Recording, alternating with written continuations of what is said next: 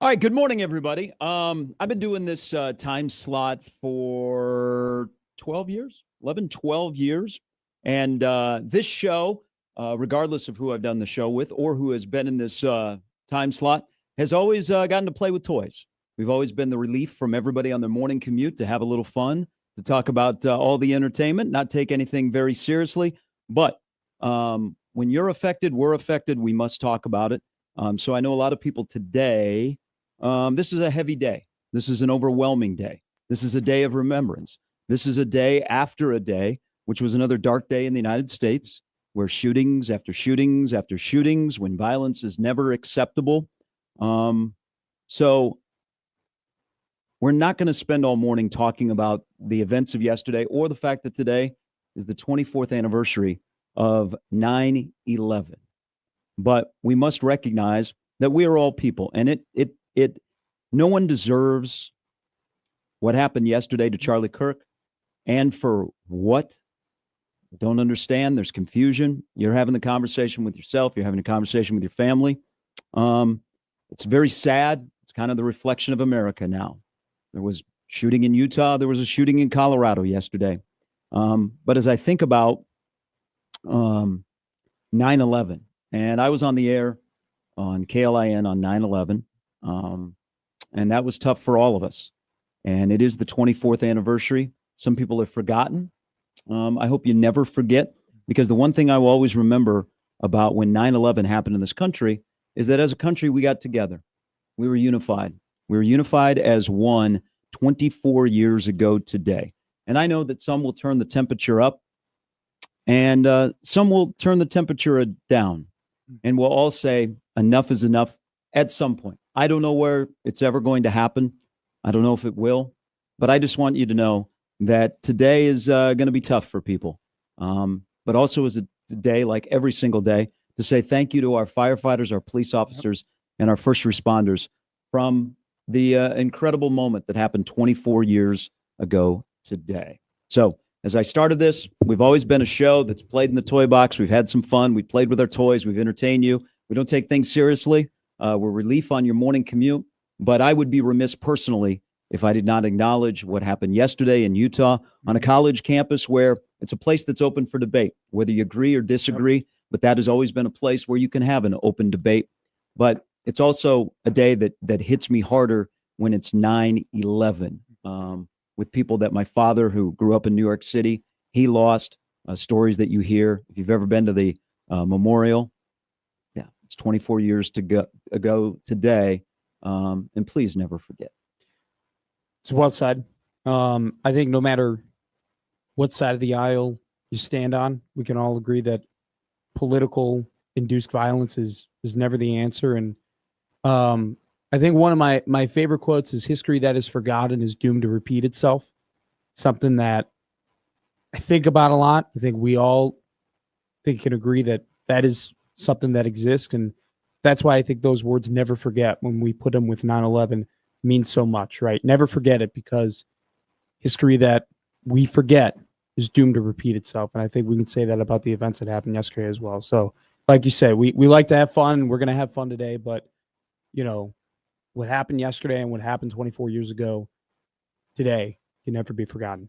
Take a break. We'll come back. It's Gary and Matt on a Thursday on 1620 The Zone.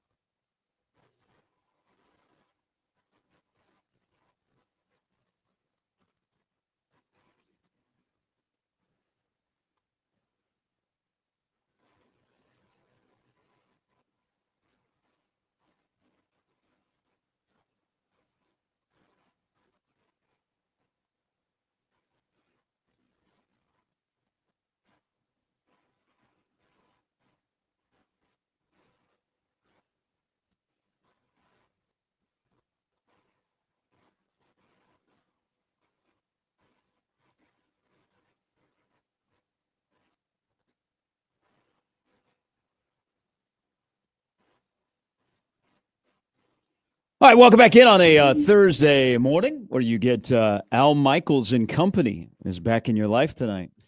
A little Amazon Prime football. We're all in agreement. Herb Street, great on college football. Herb Street, not so great on NFL football. That is the official consensus. We're not really pushing back against that. Is it?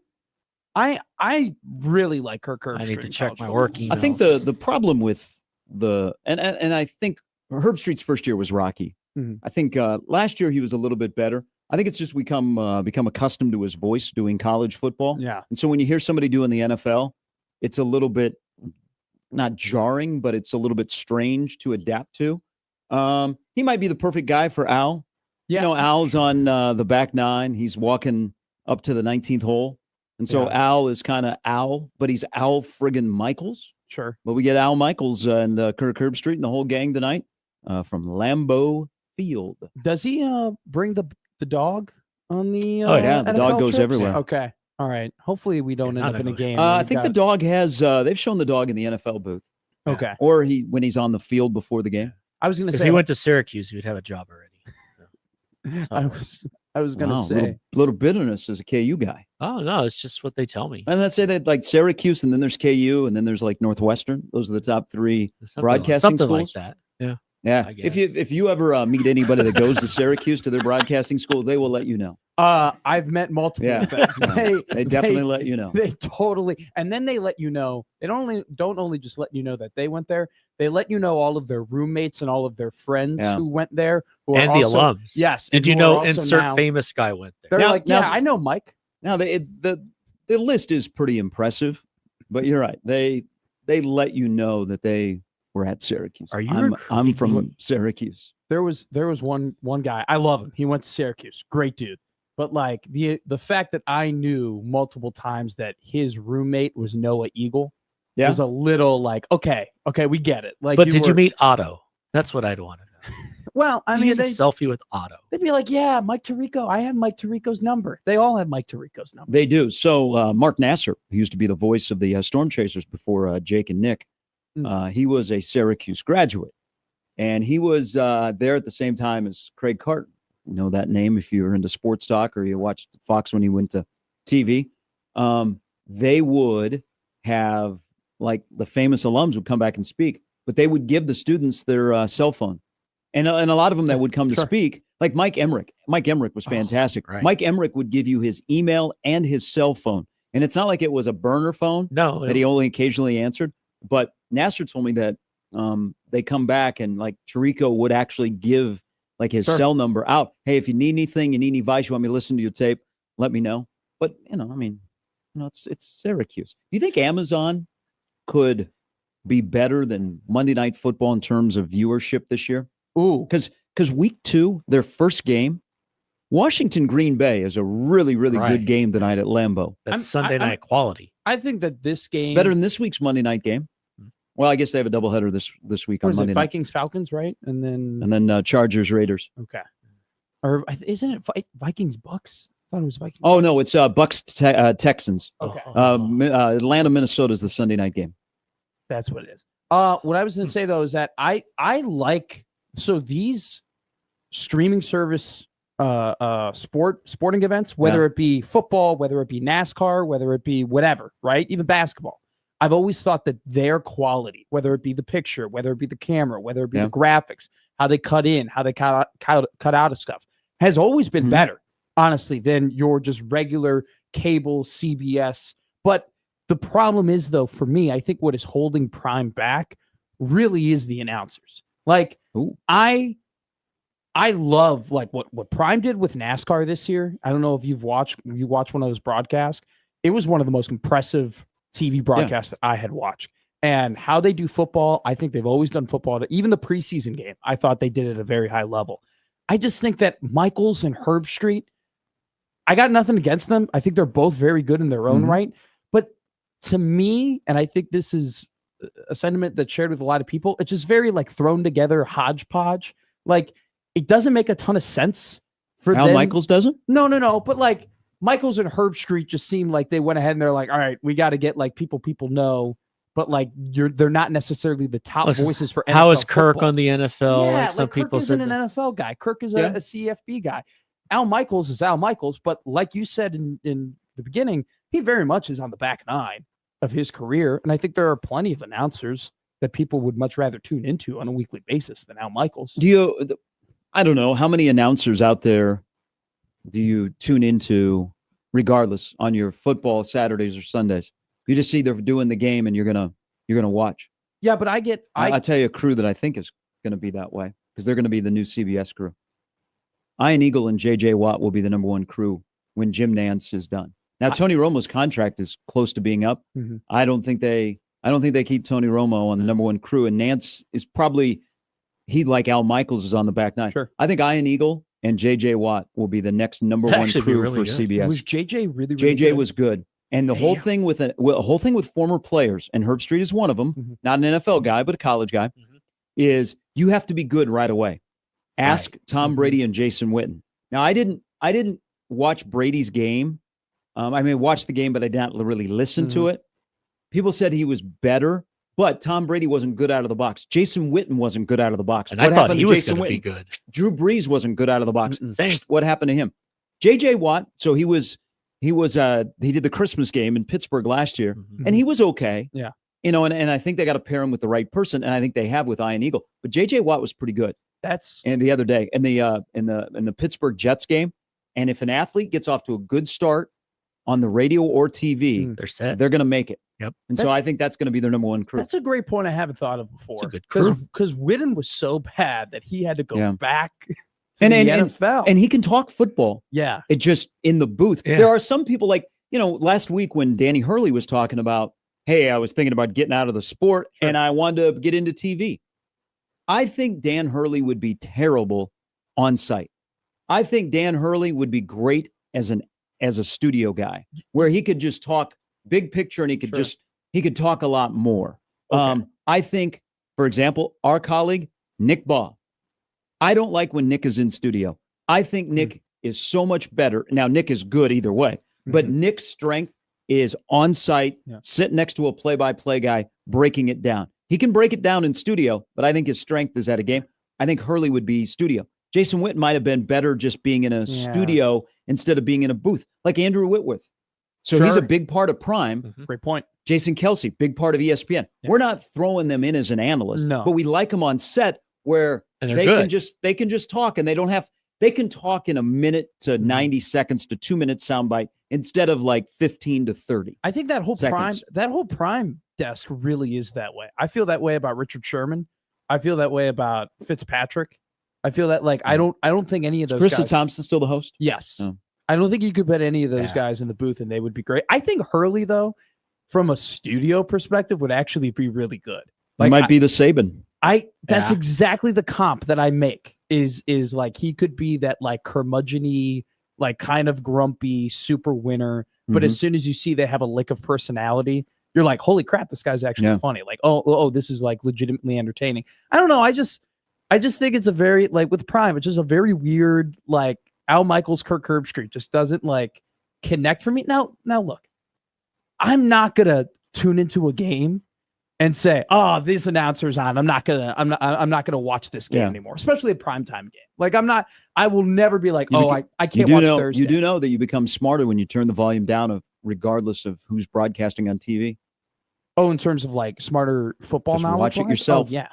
I mean, I think that going to the press box and watching football in a press box has made me so much smarter about the game of football. Also, too, when you go to, this is just a young guy type thing, They feed you. but when you go to the press box and you get to sit around people who have been around football longer than you've been alive, and you start asking them questions and you start listening to them, and Do you know him? what? Do you know him? Mike Babcock. Tell me about Jerry Taggy. See, I haven't. I actually, Mike. Tell me about Babcock the Ripaway jerseys. Tell me about that hit in 78. He's one of the. Tell me more about the Rude family. One of the first families of football. Is that you? Mike, can you hear me? Mike, quit focusing on the game in front of you. I got questions. No, it's all of a sudden you're watching Jack Lash throw interceptions, and then George Darlington has you by the. Why is everything got to be about Northwestern? Well, because this is an No actual. one cares about Northwestern. No, this was an actual story that happened. Big it was weekend for them. It was at the Northwestern game 2 years ago, and I was just like getting a Mountain Dew, and I just sat down at the table, and truth be told, didn't know who he was. It was George Darlington, who was sitting right there. Yeah. And He was back again on Saturday. Coach looks good. and I was like, hey, you know me. I'm like, hey, how you doing? Matt McMaster, nice to meet you. And then, McMaster. well, That's yeah, what I hear mean, too was- all the time. I'm Matt McMaster. I was in, you know, I'm from KLIN. I was in my prime. I'm a student. I was in my prime hobnobbing era. All right. I was in my prime, like making connections. Hey, I'm era. Matt McMaster. That's not Coach how Darlington? I sounded. That's not how I sounded. Wesleyan? That's not how I sounded. I sounded a little bit higher than that.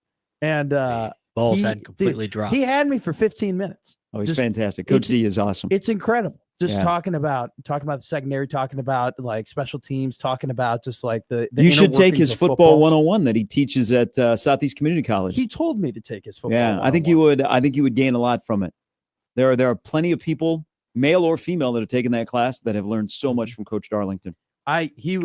It was a very cool moment, like learning from it. But like I was saying, you're totally right. When you don't have the announcers like feeding you all of the Yeah. like the narrative and the he went here and like it's so much less story and more just like, oh hey, they have two high safeties, like this is what they're running against it. Like, oh, that's interesting, and then you move on. Sean tweets at the show, and you can tweet as well at Gary Sharp 1620 or at Matt McMedia. John Cook didn't do a bad job this past Sunday when he was on BTN. There's a Yeah, I agree. I think John is. They've tried some studio stuff with him since he's been retired. Like they did it at the showcase at PBA. It was okay, but I agree. He the couple times he's been on, so he's done the Nebraska one, and then he was up in Sioux Falls. He's pretty comfortable, but it all comes down to who he's working with. Like he's new, Sure. So does he get too technical? Does he get less technical? But I agree. I think I think that could be a nice role for John. I think he's got to get What he wants to do. John Cook just seems like somebody who, once they get comfortable at something, like he just kind of brings off the personality that, like, if he gets comfortable at it, he'll be really, really good at it. He doesn't do anything to be half-assed. Sure. So if he's going to dive into it, he's going to try and be the best. On the Coach Cook front, I have both of you would actually be very good at answering this question. So the analysts for the NFL, mostly players, like mostly former players. Yeah. Why don't they do as many former coaches, or at least a couple of former coaches? Like it's all players at this point. Like, is there a former coach who's in a very prominent? Well, there was for a analyst? bit Jason Garrett, Yeah. and then he back to the studio. He was not very good. I can't think of like Gruden was like is one of the last like true former coach analysts that I can think of, and he was incredible. I don't know. That's a great question. Is it maybe Most coaches are coincidence? on studio shows. Yeah. I think there's Maybe they've gone younger. I mean, look at this. There's the appeal of the former player. Yeah. I mean, Sure. that's it. Whether you're in Nebraska, whether you're tonight in Green Bay, the former player in a booth goes a long way. Well, even in basketball, they've now gone more toward the former player because you had two former coaches and SVG. Well, and- or maybe Jeff Van maybe they Gundy look at coaches are better in studio than they are on site, like Tom Crean, who I Yeah. think has turned into a nice little on-site guy or on studio guy. Fran Fraschilla. I'm just thinking that Mark Jackson and Jeff Van Gundy were by far the best analysts that they had going at ESPN for basketball. And they decided to replace him with Doris Burke, former, women's basketball player and, longtime NBA analyst, and another former player. And it just immediately, I think we could all agree, regardless of like the chemistry, just like the intelligence and just IQ in terms they've of changed that basketball and now, like what too. you learned just absolutely decreased. And then like we just don't see that at all. Oh, in it'll the get better. NFL. I mean, replacing Doris Burke with Tim Legler, that will be That'll be good. it'll be weird though with Richard Big Boy Jefferson. champion. I don't think Richard Jefferson is a number one crew guy, but there is college football tonight. Thank goodness. There is a Thursday night game. College football has said not so fast. NFL. Damn right. North Carolina State Wake Forest is on the docket tonight. Also, speaking of television, maybe this is the power of Nebraska, or we got nothing else to put on. When was the last time that FS1 did a 11 a.m. game? Oh, Been a while. FS1 usually doesn't do like the early window Yeah. because they don't compete against Big Fox. sure. They usually stack them, like a beginning at 3 or 2:30 and then they'll do like that odd 3 or 5:30 start, and then they'll have a nighttime game. I don't think it's very often that FS1 has had an 11 a.m. game like they'll have in Lincoln. I mean, truth be told, is there not enough inventory for Fox this week? That might be from the Big Ten. I'm trying to look. I mean, we look at the big nude going to Well, yeah, it's Oregon Northwestern, and then I don't think the duck anybody shows else up. really plays any notable games in the Big Ten outside of that very early in season. Minnesota Cal is on what? I can look ESPN? right now. Because it's ACC. I'm Is it on regular ESPN? I'm swiping over there right I now. would think so. If there's not much. By the way, get inventory. the CBS Sports app. It is like the most incredible app to check like what games are on what channels. Cal, Promo code zone. Minnesota is on ESPN. And then let's see the games that are on. Big Ten's got Central Michigan and Michigan. ABC's got Wisconsin, Bama. Fox has Oregon, Northwestern, and then everything else kind of is meh. You got Youngstown State versus Michigan State. You got Youngstown Nova versus Penn State. USC plays Purdue at CBS. That'll be a butt whooping. And then Usually is. Ohio plays Ohio State. UMass plays Iowa. It's very, very meh Big Ten slate. But that's okay because Saturday feels like 58-3. And it also feels like a game that just get the game over with. Yeah. See, I hate this. I hate playing the Houston Christians, the FCS teams. I mean, this has been what are we doing here? People are going to be faking like, hey, let's break down Houston Christian. I ain't breaking down Houston Christian, all right? Feels like a 58-3 game that you want to get in, get out, no injuries, move on. It's time for Michigan. Okay? Yeah. They're going to show up. Houston Christian will play hard.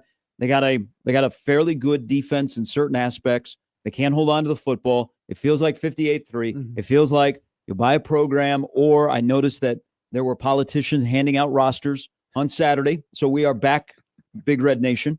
I mean, and I don't, the popular thing yesterday I heard amongst our peers is Houston Christian this year's UNI? No. Thank you. No. God, no. They proved that nobody is last year's UNI with how they handled Akron, in my opinion. Well, Because- I don't think that's what they mean.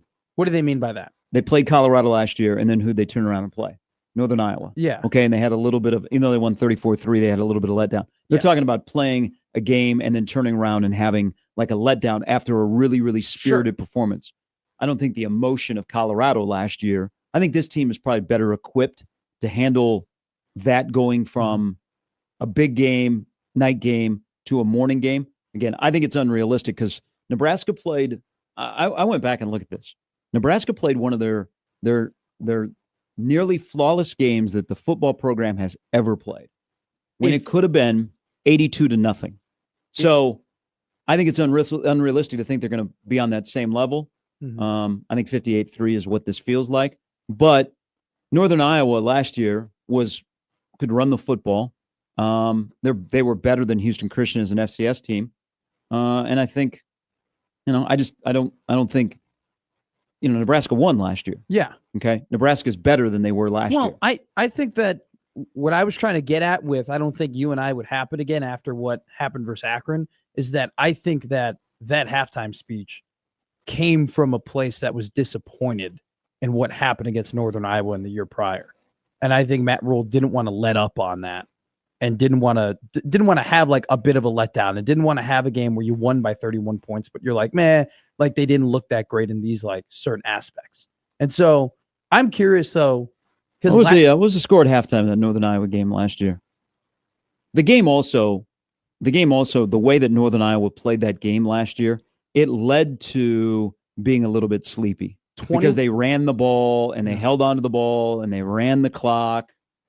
21-3 at the end of the first half, and then it ended up being 34. But they only scored 6 points in the third quarter and 7 points in the fourth quarter.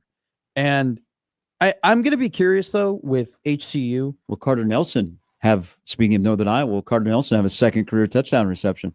Because his first was in that Northern Iowa game last year. I think that with Akron last week, right? I think there are people who were freaking out when Dylan went into the game in the third quarter.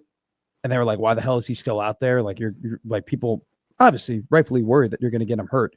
I think they needed to they thought that they needed to work through some things, Yeah. that they still needed, hey, we need to get some more game reps here, regardless of what the score is. And You think that was the case? I think that was a message. I think it was a mix of both. No, I think it was, we're up 40-0. You know what? First home game, last home game, because they would do the same thing against Iowa. If they were up 80-0, they would put the 95 team out there to play against Iowa this upcoming year. That's the one game they want to win. And if they're going to run it up and they have a chance to run up, they're going to run up against Iowa. Let's hope that's the case. I think it was, I don't think it was about reps. Because remember, up 40-0, that offense was really humming, like was cranking it up. It was, we are going to step on the pedal. Okay. Sure. And we are going, because they threw the ball.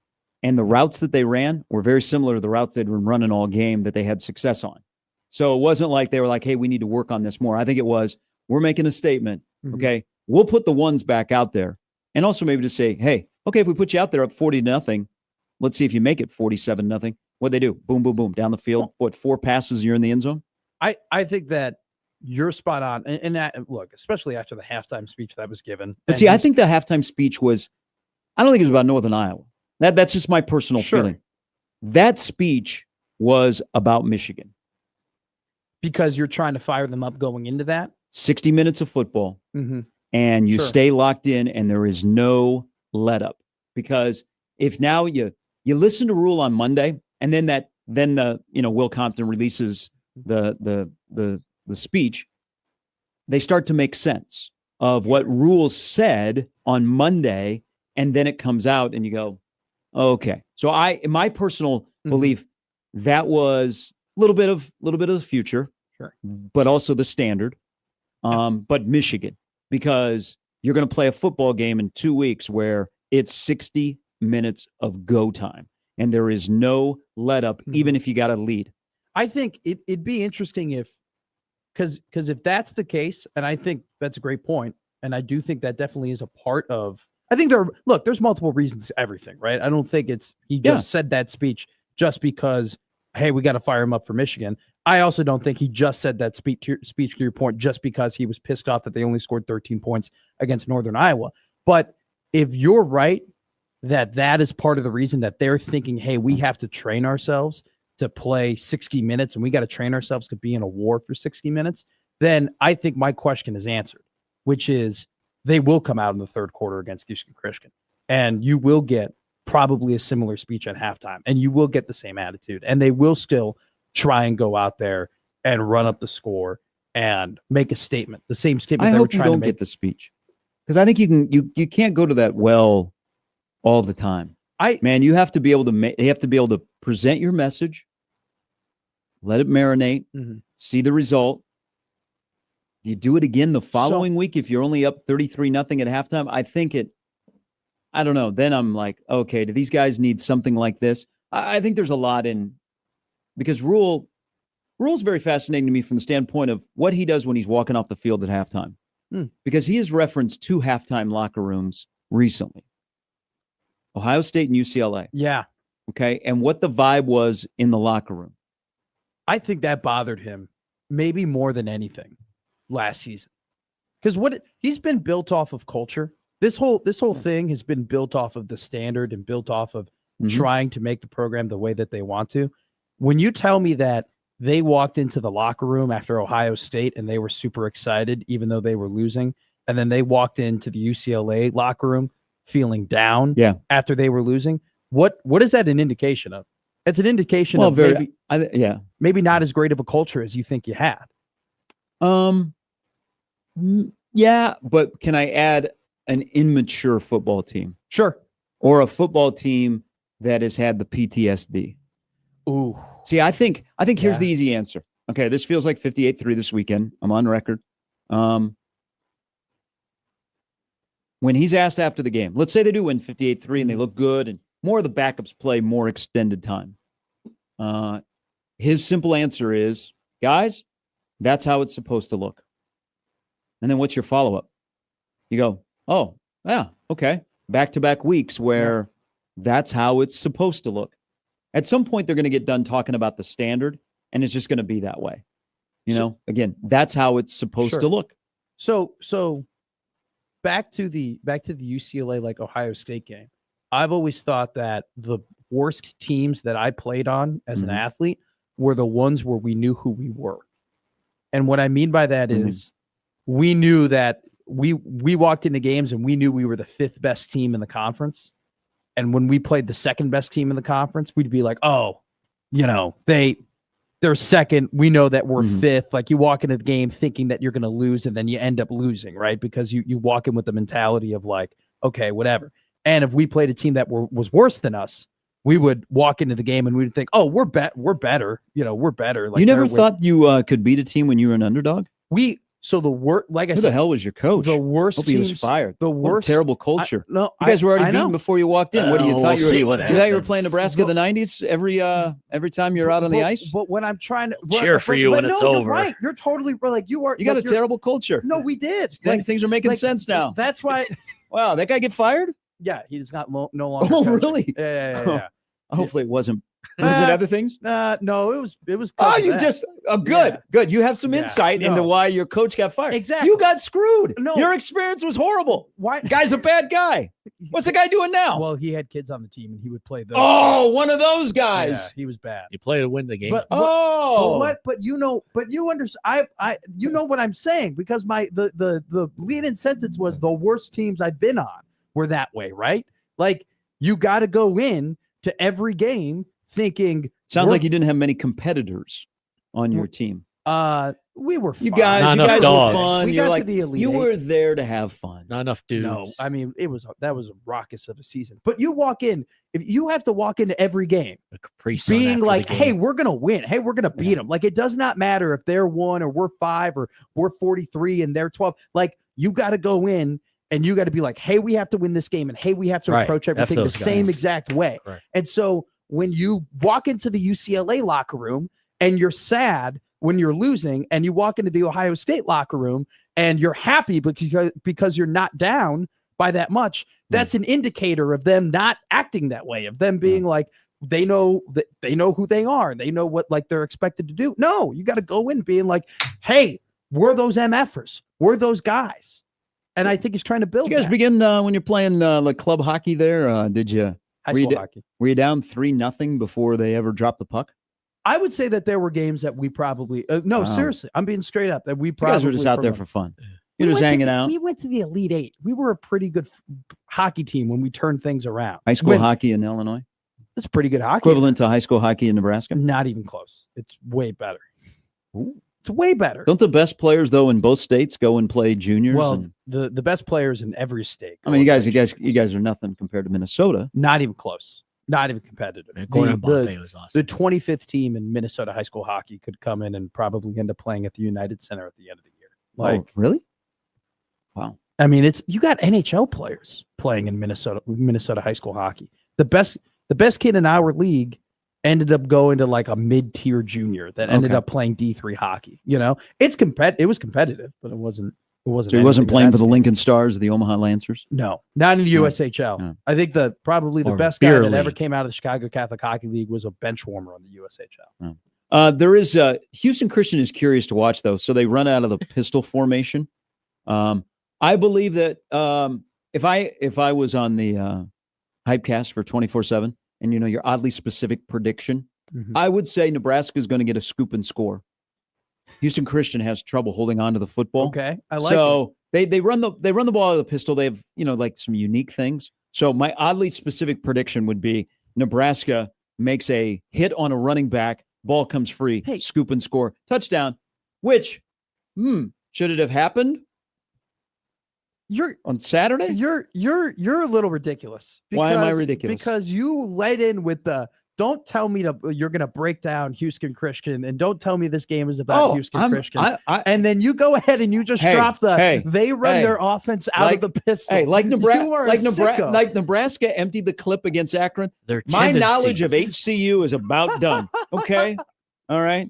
We're down to the last bit of water in my squirt gun. Okay. I just can't believe you let off with the don't tell me about HCU. Don't tell me what they got. And then 20 minutes later, you just give an analytical breakdown. Here are the of- analytics. Yeah, Yes. I mean, let's just- they in gave this up 5 color- Here's the deal. yards. Here's the deal. You can't Just help get the it. game over with on Saturday. Start at 11. If you ended at noon and Oh. Nebraska's up 58-0, that's okay. Running clock. Let's get in and out. Now, Houston Christian will be, they'll give you a challenge, okay? But it's They'll try. just get in, get out. If you tell me on Monday the Big Red Overreaction went 2 hours, I will be, I hope it was nothing but your stand-up comedy show. Hey, Harry here. Now, but there is the other side, because I want to have both sides. If it does go 2 hours, then things Didn't go. went off the rails for the bad. Or people are pumped in, for uh, Michigan. So, And they Well, I make don't know. sense. Do you start on a post-game show on Saturday? Do you start breaking down Michigan? no, I won't. Inevitably, somebody will bring it up. I won't. Well, no, I mean, it's going to be brought The up. fact that Biff, Chip, and Wink are Yeah. the interim head coach and coordinators. Someone will bring Dewey, it up. Dewey, and Louie. I don't think Great I'm. show. I'm not going to give you any takes though on Michigan or any of the breakdown on the Michigan game. Scott I'll probably- Dreisbach better I'll than say- Tom Brady. You know how we say like coaching cliches, right? Yeah. Like you, One game at a time. yeah. That's what people are saying right now. They're like, hey, One you foot in front of the jabronis other. on 1620 the zone. Shut up. Things have happened before. I was there for the Georgia Southern game. I was. Georgia Southern was better than Houston Christian. And Way Clay better. and Clay Clay Helton. Yeah. Great overreaction. Maybe an all-timer. But you I think the overreaction was better the day after that game. you know that there are probably broadcasting cliches as well. That there are just very just cliche things that Don't touch the broadcasters money. say. Well, I mean, I'm probably just going to unload the clip in terms of that if we ever talk about Michigan during the BROR on HCU. I'll probably just be like, Wow. yeah, they're a really tough team, a lot of acronyms. real experience. Just get in, do work, get out. Everybody's healthy, and let's move on to the Big Ten season, because then you begin a 9-game slog to the end of the year, What was and the, it's all conference teams. No more HCU, no more Akron. what was the spread for the Georgia Southern game? It was healthy. It was healthy. I'm pretty sure. Nebraska Because was the supposed to odds win. makers saw how Nebraska played against North Dakota the week before. And they're like, ooh. Well, didn't Georgia Southern lose the week before too? They may have. They can weren't bad. Remember, they were so good that Nebraska pursued one of their linebackers to come play on their team That this is year. true. Actually, what happened the That is day after was actually- 3 years ago Which, today. by the way, Was it really? Yeah, because it was the 11th, Sunday, opening day of the NFL season, and yeah, Didn't even dawn on me that Scott Frost got fired on 9/11. Really? Mhm. Oh, that's why I was in the office. the marquee. That's the last time I was remember in the it office working. when that happened because I published a story about going to they have a 9/11 memorial over in Lincoln at the state capitol. And so Mhm. I did that story, and then I came back to the office, and while I was editing that story together, Scott Frost got fired. And then on the home of the Huskers, everybody freaked out, and it was like a fire drill to get people on air. 20, I thought it was way higher. 23.5 points was the Yeah. spread. Nebraska didn't cover. Nope. Um, Great teams covered. Breaking. But you know what else happened on 9/11 many, many years before what happened with nearly 3,000 people losing their lives is this is also the anniversary back in 1985 that Pete Rose became the hit king. I did not know that. Yeah. Yeah. So very, very few people, I think, attach 9/11 because 9/11 has a Sure. different meaning now in this country since 2001. But on September 11th, 1985, Pete Rose got his 4,192nd hit. Mhm. I want to check and see if that's number is right. Because that'll be impressive. The gambling number? No, He was good. 4,256. That's what he ended Well, up that's with. at the Oh, that he had, four. he had Oh, more. look at wow. Okay, that's even more impressive kept that you playing. got the specific number as opposed to the career number. I don't know. I mean, that's done, right? He's never going to be in the Well, Hall it of would be tough for him to Well, get another I- hit. I- It would be no. amazing, though. I'm not saying that. I'm saying him you getting do into the you Hall do of acknowledge Fame. that it would be tough for him to get another hit. Yes, he's Okay. The ratings sadly would passed be away. incredible. Yeah, Yes. yeah.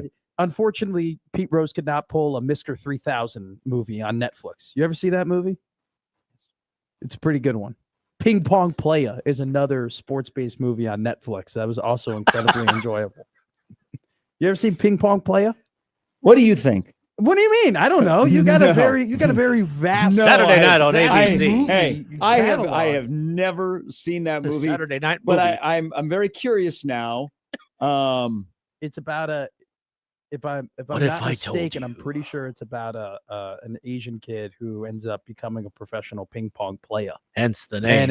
And it's Ping pong player. no, but it's a funny slapstick like comedy. Rated Okay, R. is it a true story? I like true stories. No, I don't think it's true. story. Okay. What do you From mean? rags to riches on the ping pong table. Does What do it you- have a what do you- great What do you mean you soundtrack? like true stories? You loved F1. Sunny Hayes didn't exist. But I can like true stories and non. I like fiction and nonfiction. No, I think you got to pick one. no. No, you can only pick one. What When did kind, this of a, become what a kind of a thing? rule is that? You can only like nonfiction. You can only Okay, like fiction. then you determine. Are you living in a fiction or nonfiction world? Probably fiction. Okay. All right. I'm joking, by the way. You can You like think he fiction was? and nonfiction. Jimmy? No. I think he was serious. I think he I wanted was us not to, I think he serious. wanted Don't us do to the pick a turntables. lane. He- Don't do the turntables on me. he now. went to a deeper level that we might have to dive in here. I thought The Smashing Machine came out this week, and there's nothing worse than you're excited to see a movie and you think it's coming out in a couple of days just to find out it doesn't come out for a month. Yeah, when you're asking everybody, hey, did you go to it? I was like, no. Went to I the was. Roses. I You was like the asking smash? everybody. You like the go to the Smashing Machine? Well, it's supposed to be a great movie with Dwayne the Rock Johnson, who's getting like Oscar buzz on it. I just got to wait a month. Quit asking people if they've gone to it, because if they have, then their name L. Kent Wolgamott, and they've already reviewed it. All right, coming up on the show, Sarah Baker Hansen is back. We haven't had SBH on for a while, Nice. so we'll catch up with her coming up at 8. Steve Sipple stops by at 9:15 with his excitement of Houston Christian. Do you think he'll know that they run their offense out of the pistol? Hell yeah. He doesn't He know our is- ball. He is breaking down film. Mhm. He's got to do all of these appearances from Kearney to Beatrice. It's true. Okay, so he's got to have knowledge. Well- That guy at Valentino's today in Beatrice is going to raise his hand in the back and he's going to say, Steve, Jake Weir, what are you concerned about against him throwing against Nebraska's defense? Because I noticed he was 25 of 42 against Eastern Kentucky. Go. He What related Zip's to got to know Bobby. that stuff. What- People in Val's, man, they ask tough questions of Beatrice. They are certified ball knowers down there when it comes to the little Husker luncheons that happen on Thursdays. What if we did just a full boxing interview with Steve? We can do that. That'd be We can do fun. that. He would love that. There's a When big you were fight gone, this when you weekend. were on vacation, Yeah. him and I talked about Tank Davis versus Jake Paul for 9 minutes. He was like a pig in S. He loved it. That's good. Brian Edwards says, well, yes, it is Bud Canelo week. You can tell the local media are all over it. We might be the only show that's talked about it, right? I was Yeah. about to say, are you being sarcastic when you say that? Yeah, I mean, I Because- don't, like Tony Boone, who is a boxing knower, he's working at the World Herald, he would cover Bud.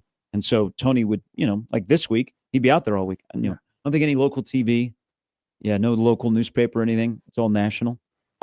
Yeah, from what I've seen, Right. I haven't seen no broadcaster friend has told me that they're going out there. All right, the lineup brought to you by the rooferys at John Higgins Weather Guard. Off and running. We'll talk generalities about Nebraska playing Houston Christian this weekend and much more, because we start football again tonight. The NFL game, which we'll hear here on the Zone. Washington, Green Bay. Do we like a Thursday road team? Get into that when we come back. There's Jimmy Madam, Gary. It's Gary Madam, 1620 The Zone.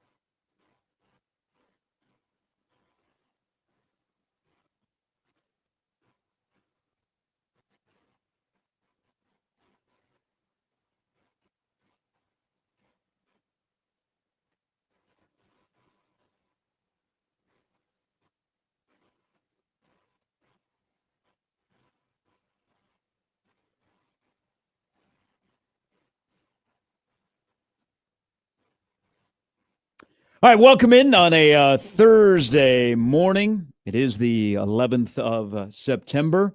If you get a chance, and there's, those of us that were, I have to admit, it's a little bit odd. I haven't been around many people that were not around on 9/11. You were not born Yeah. when 9/11 happened. And I know that you have, but I always recommend, among many things on this day, to never forget about the just horrific tragedy 24 years ago. The man in the red bandana that Tom Rinaldi did. If I was ESPN, I'd just play that on a loop today. Have you seen it? I haven't. It's worth your time. I would not watch it here in studio. I would be somewhere away where you get a chance to just focus on it and watch it. There's Tom Rinaldi's done a lot of amazing things in his illustrious career.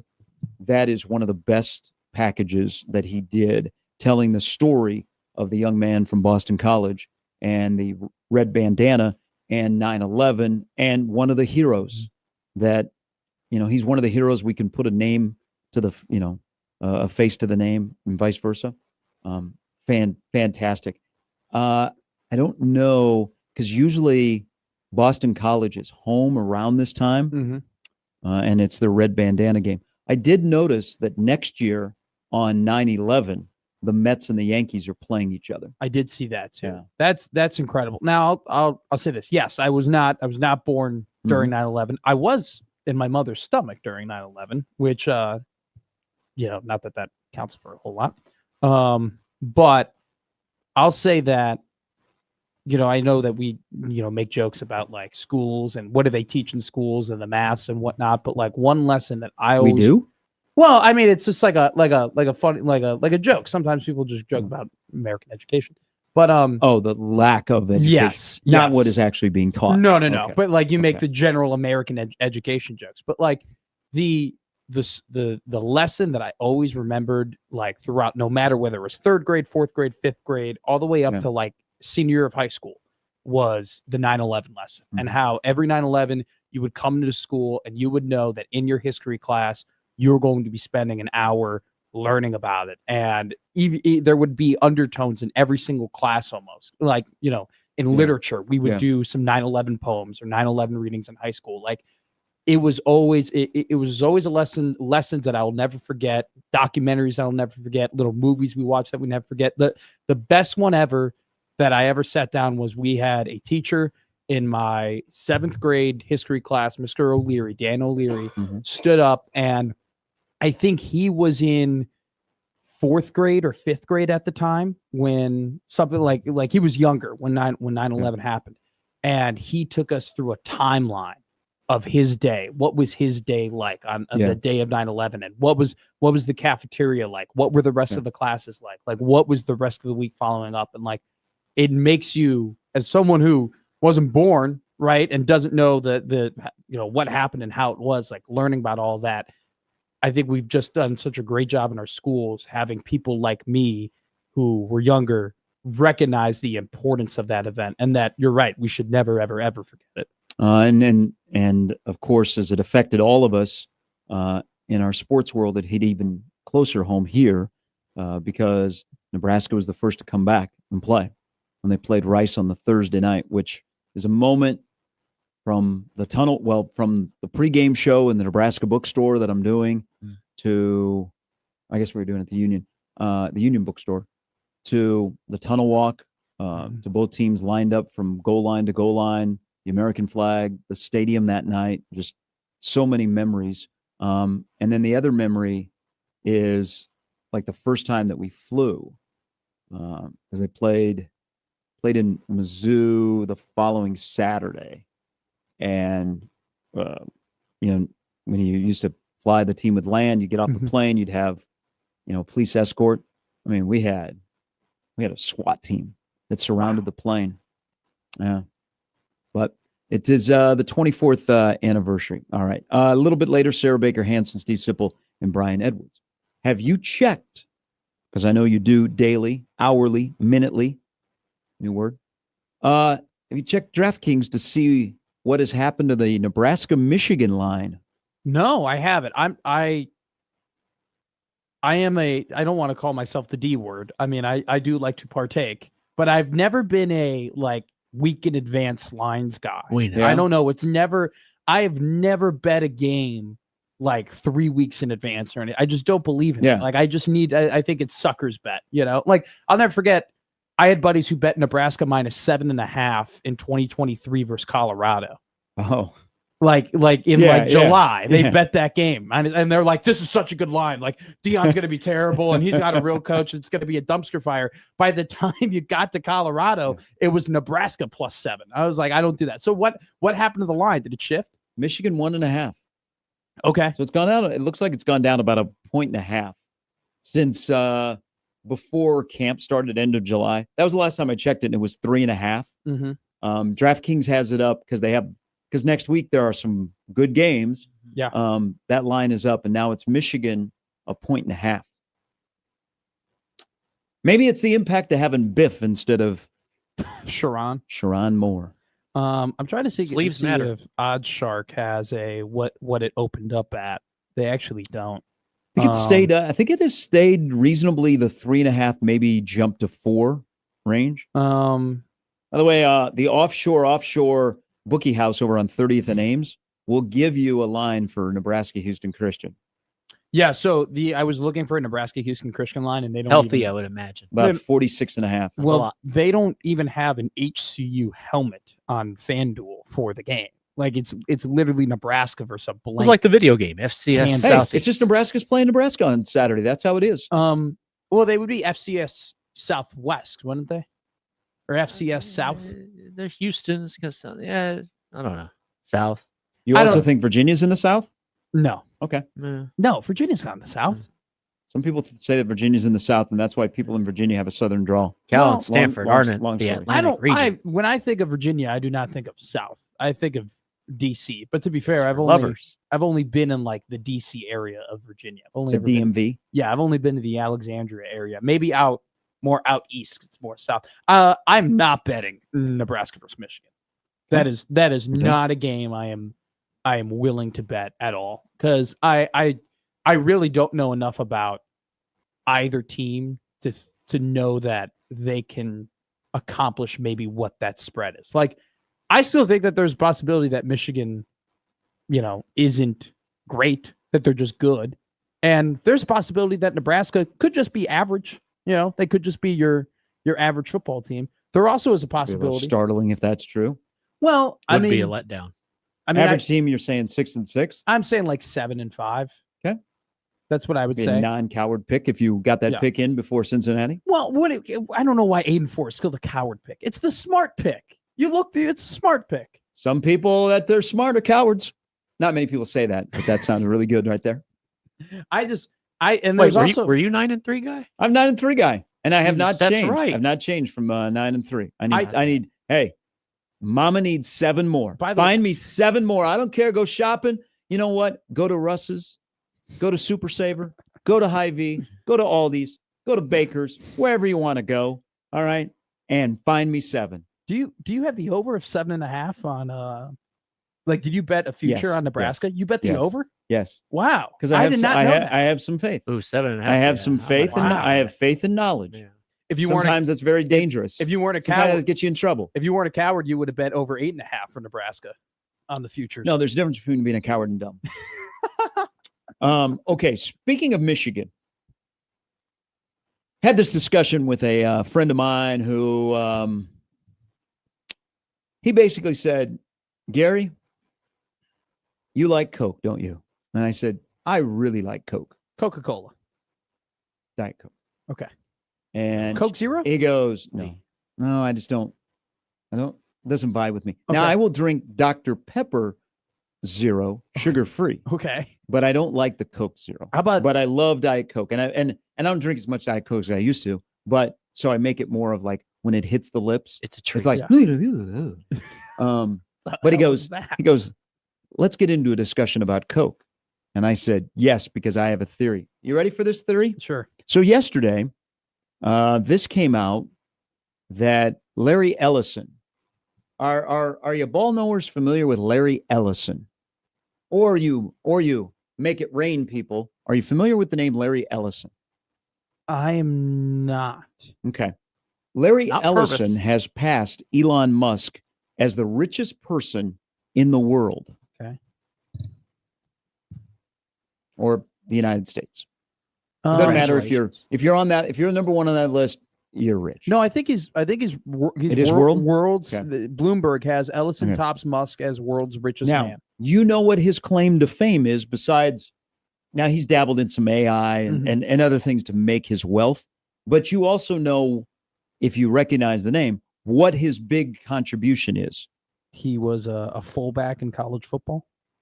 He is Michigan's ATM machine. Oh, yes. He is the guy that ponied up to get Bryce Underwood to leave LSU and come to Michigan. How about that? So He's their boon. in a day and age where you got to have money, and also, so Team Boone Pickens, he did what he did for Oklahoma State. 2 days ago, Champaign, Illinois. Yes. Lawrence, Kansas. These gigantic contributions to athletic departments. Some guy Shout out in the rich state of people. Illinois, Larry Geis, is that how you pronounce his name? Yes. Donated $100 million to the athletic department at the University of Illinois. They named the stadium after him. $100 million. One guy donated to Illinois. We already talked about what Mr. Booth did at Kansas. You were away, Jimmy. He gave a lot of money to KU. Oh, trust me. I got an email. So Larry I got a lot of Ellison, text. now as the richest man in the world, is a huge Michigan football athletic ATM guy. So The fear of, that guy has a lot of money, always inevitably brings the conversation back here to who? Warren Buffett. Warren Buffett. So I do want to point something out Remember him? here, though, about Larry Ellison to make people. What's he got, a even- skeleton in the closet? No, Are we going to take down Larry to- Ellison? No, to make people even more upset. I don't think Larry Ellison could just be the ATM machine for one Big Ten team. Wasn't recruited by I Scott think Frost. Larry Ellison could end up being the ATM machine for two Big Ten teams. Okay. Because Larry Ellison is a graduate of the University of Illinois Champaign. Okay. He went to U of I. I'm almost positive that one of the reasons he donated to Michigan to get Bryce Underwood was because his wife went to Michigan, his current wife. So now you got the richest man in the world who is willing to donate to football teams, who is He an married alumni into. of one Yeah. Big Ten team and has connections and Yeah. has outwardly donated to a second Big Ten team. Yeah. And breaking news, he's got enough money to donate to both. I've not heard of This opens up doors, though. his involvement Yeah. in Champaign. It's well known what he has done with Yeah. the Michigan football program. So all of a sudden, richest guy in the world is the ATM for Michigan athletics. That's crazy. Warren Buffett, who is 95, is he not? Did he just? I thought he is- was 94, but he might have just had a birthday. Um, Warren Buffett age. He is 95 years old. He turned it on How about August that? 30th. Happy birthday. so people Happy ask this belated. all the time when it comes to NIL making donations. Nebraska has $1 billion stadium project. Okay, I mean they're in go time in Lincoln, Oh, and yeah. they're trying to find their ATM. But everybody says, well, how come Buffett? How come Buffett? You never hear about Buffett doing anything for athletics, anything for football. I got a theory. Okay, give it to me. So, and this goes back to my conversation with a buddy of mine. I know this is a little bit long-winded story, but I'm going to land the plane and you guys are going to go, damn. You're smiling before you tell the story, so I know it's probably. a Let me pretty lick good my one. lips here. Can Pop we that get a- edible in Can we get now. an inspection By check time to it make sure he hits, doesn't you'll have be- spider you'll tack be on all the the I way love there. Coke and I hate Pepsi. Okay. Okay. Here we go. When you go somewhere and you ask for a Diet Coke and they say, I'm sorry, we only have Pepsi. Those are some of the worst words that you could ever hear. Okay. Some of the, like, it's yours. Yeah. And we only have Pepsi. And you're like, I'll take an iced tea unsweet, please. So Pepsi is in Lincoln, but Coke is taking over Omaha. I love the guys at Coke. Okay. They're friends of mine. I think they do a wonderful job. They have a great product. They do great with marketing. They're just wonderful people. They tried to get into Lincoln recently, okay, to get the contract away from Pepsi. They were like at the 5-yard line, and all of a sudden somebody out of the stands came and stole the football and ran away. and they're like, "Oh, game's over. Pepsi remains." This But there's happened in the but there's a 54 lot of Cotton Bowl. people. There's a lot of people in high positions in Lincoln are big Coke people. Mm-hmm. Bear with me here. Okay. So Nebraska hasn't won a national championship since we went to Pepsi. Okay. That is true. Yeah, it's in Yeah. the notes. That is true. Mhm. Who is one of the biggest proponents of Coke? Mr. Warren Buffett. How difficult is it to go now that Memorial Stadium offers up a little? You ever gotten a Jack and said, you know what, Pepsi and Jack? No. That sounds great. No. Wouldn't it be better? That is Wouldn't it such be a great better? point. Wouldn't it be better if you had some Jack and Coke? Yeah. So We need to do a taste test. just Jack, to hear, Jack and Diet you can Pepsi see pretty where good. I'm going. I hear what you're saying. I don't have the power. I just have a microphone. Is the only way to get Warren Buffett involved in Nebraska football before Yeah. you know, Yeah. you know, I don't need to fill in the blank There there. you go. Is to get Coke back on the campus in Lincoln. No. it's Okay. not. I think we all know that the way to get Warren Buffett to invest into Nebraska athletics is somehow convince him there is some ROI on his investment Now, in some way, shape, now or he form. has his money allocated. Like he already knows where all of his money is going. Yeah. I got to imagine when Nebraska changed from Coke, a place that he loves, to Pepsi, livid. It made a difference. Livid. Absolutely livid. So much that he once went to a Creighton basketball game and he put stickers on his face. Did he? Yeah. That happened? Mhm. That's Yes. crazy. Yes. He's a supporter of the whole family is a supporter of How- all three Division I programs. But Just want everyone to I get just- along. you know what? When my friend was telling me that, he goes, I got a mixed drink. I ain't putting Pepsi in my mixed drink. I'd like a little Coke. But you know what? Hey, the guy that loves Coke, who knows? No one's ever asked him. Why doesn't CNBC, when they get on the Squawk Box and they sit down with him, ask him, were you ticked off when Nebraska dropped Coke and they went to Pepsi in the 90s? Is that when you said, I'm out? No, they're asking him, hey, Warren, this is a really bullish market, and you've been able to get dividends above 10% in this quarter. Explain to us, what has your strategy been when dealing with very high fluctuating stocks in this market? He's actually giving you ideas for overreaction. Yeah. Could throw that question out No, there. God, no. Do you know how bad overreaction would have to go if we had a Warren Buffett conversation during it? The man once said that he drank 5 cans of Coke a day. We've all been there. Okay. I got it. I got the solution. Daddy needs a left tackle. Dan, 402-951-1620. Now, I don't know Warren, but I did meet him one time. We interviewed him when he was at the Bob Gibson statue ceremony.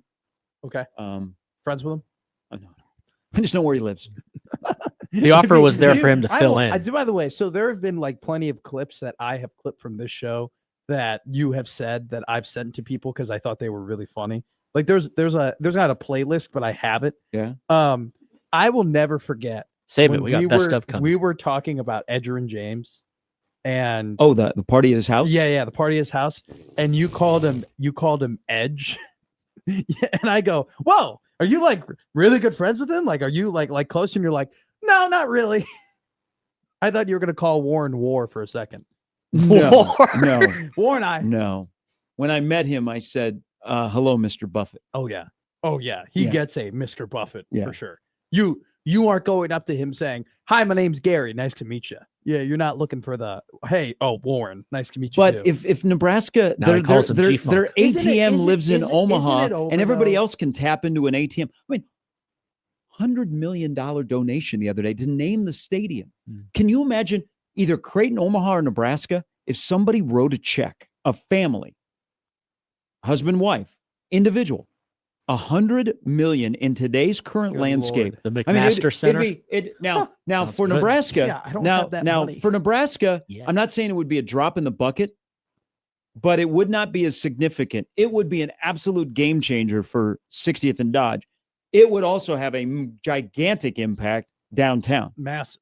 But at Nebraska, you're like, okay, now we only need 900 million more for the stadium. Yeah. Well, would $100 million go all like completely to the stadium, you think? Or do you think No, they I would mean, but- use it No. I mean, they would divide it up, but I Yeah. imagine a good chunk? majority would go to the stadium. So I don't know. It's hard to talk about the Warren Buffett situation because it's like I don't have any sources on it or anything like that. Like I don't know anyone who knows him. I don't know his personal feelings about it.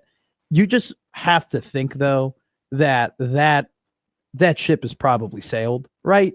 I mean, we've been in the NIL era for now 5 years. He's knows? had all of this Bring- money this entire Bring time. Coke back into Memorial Stadium and let's see what happens. Can't hurt. I don't know how much more. And objectively, What if get Warren it. Buffett went to a game? He can't drink a Coke unless he sneaks it in, like Oh, all of us do. Hey, let me tell you something right now. It ain't that hard to sneak beverages into Memorial Stadium. Okay, What? it's not. It's not Oh, over. do not ruin it for other people. Kids do Um, not do these kind of things. I think at this point, I mean, look, the ROI objectively on sports and NIL isn't really that high if you're just being like if you're just donating, right? If you're just Don't giving be $1 in million, sales. you give $1 million, your team goes out and gets somebody that they need. That money just poofs out of the air. We're done using it. Mhm. And then your team either wins or loses. And then Usually how it goes. usually, almost always, your team loses. Yeah. Okay. Because there's only one national champion. And so then you're like, oh, there's $1 million gone. Like, I think that Warren has probably gone through that math and was like, man, that sounds stupid. I don't want to do that. I'm not that big of a fan of athletics to really just waste my money. But it's the front porch. All right. Just remember, if you're going to get a mixed drink in Lincoln, you don't pour Pepsi in with the Jack Daniels. You know, It's not a Jack and Pepsi. but the Pepsi. They Jack say and on the Pepsi stream, ain't Jack bad. and RC Cola is good. Pepsi and milk sounds really good. I've never had that before. Try it. Sneaky, sneaky kind of a good combo Are you being? is milk and Pepsi. I mean, you just be putting some sugar in your milk, right? Just try it. Try it and get back to me. I don't know if the This is Taste viscosity- Test Thursday. No, we're not going to be doing. No, that. it's actually. I'm not like leading you down a path of. You know, I you have know. acid reflux. Do you think carbonated He's milk not, would he's be not that giving good you for my Pennzoil. stomach? Just make sure you video it so we can put it on the vlog. Content. Are you going to post that Bear Down Chicago Bear video I sent you at some point when the Bears just No. absolutely lose? No. I was worried about that. No, I would not do that. I would not do that. That's your own personal, your grief over your football team.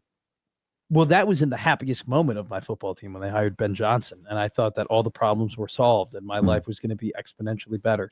Isn't it terrible that my life would be exponentially better if if a 53 men were better at football? Hey, they could be better at other things. Football's good. Hey, there's a lot of people that share your sentiment. Mhm. All right. You work Sarah at the Baker right place. Hansen, Steve Sipple, and Brian Edwards coming up. You're really sticking to that Coke, that Coke theory. 5-yard line. That's crazy. It got that close. Yeah. All right. When we come back, there are other things to talk about. Also, Ted Carter. I liked what Ted Carter said yesterday from Ohio State. Missed the Admiral. Plus, we'll share our thoughts on tonight's good Thursday night game between Washington and Green Bay. And it's week 2 of Survivor Pick. Do you have yours? I have mine. We'll share it with y'all as we roll till 10 on this Thursday morning edition of Gary and Matt with Jimmy on 1620 The Zone. Hey, when you need a project done, you have to deal with a local contractor. Sometimes you go, oh, geez, I'm just dreading this, especially when it comes to your most valuable asset, the roof on your home. Well, how would you like to deal with a crew that is respectful of your property, respectful of you, will leave it clean, give you great quality service all the way around, and replace your roof or put a new one on? Guys like Chris from Moose Roofing, that's the place to go. Guaranteed you'll have a great experience. Then you get Tony, who would be one of your on-site project leaders. Wonderful to work with as well. No surprises, communication from the beginning to the end. What they do is when you schedule an inspection online at mooseroofing.com, they'll come out, they'll sit down with you, they'll get to know you first and foremost, and then what your needs and issues are. They'll get on the roof, they'll take pictures, they'll take video, they'll even get into your attic. Now, they're not going to stay overnight in your attic, but they'll get into your attic, and then they will share with your insurance company, and they will fight for you to get full coverage. And then they go to work. I've been in business for 30 years right here in Omaha. Pat Moose, former Nebraska tight end from Pierce, Nebraska, is the head of Moose Roofing. You can find out why Moose Roofing is #1 for roofing in the Omaha area. Schedule an inspection today. If you need roof repair or service, mooseroofing.com.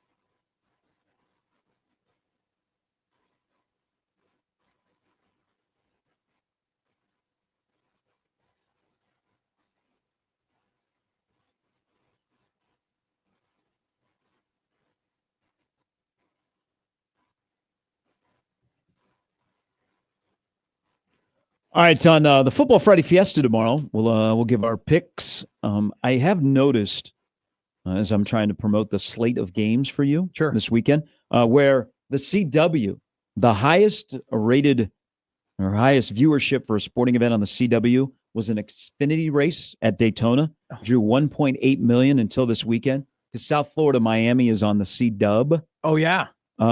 There's a lot of games this weekend, like big time, maybe playoff implicating matchups. A lot of lines are between 6 and 6.5. I noticed. That is a great call by you. I was noticing. So when I was running through the book this morning, because I don't check the book. That's funny how you say that. I don't check the book until about Thursday, because that's when kind of the line's solid up, and then the smart money comes in, rolls in Friday, Saturday, so some things get adjusted, right? I did pick up on that.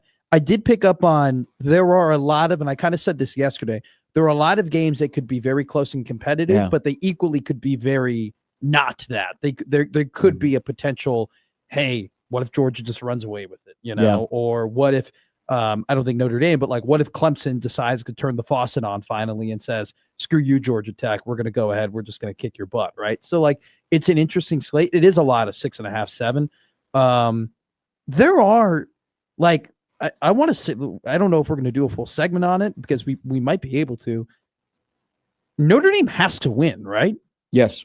On Saturday, like we're all in agree. Like they're thinking about going to the playoff. It would behoove them to win. Now maybe they could go 10-2, but they don't have a lot of games on their schedule that are juicy, like Texas A&M. Down the road is USC. So they can't lose back-to-back games to begin the year. Outside of USC, their next toughest opponent would be at Arkansas.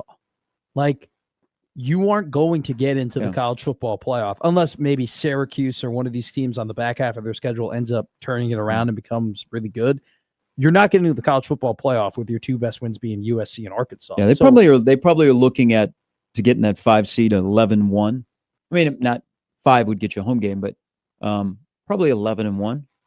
I don't think you'd start 0-2 and get any love. Isn't it kind of funny Jeremiah though? Love. They could go 10-2 and not win the A&M game, and you can make an argument for them not to be in the playoff.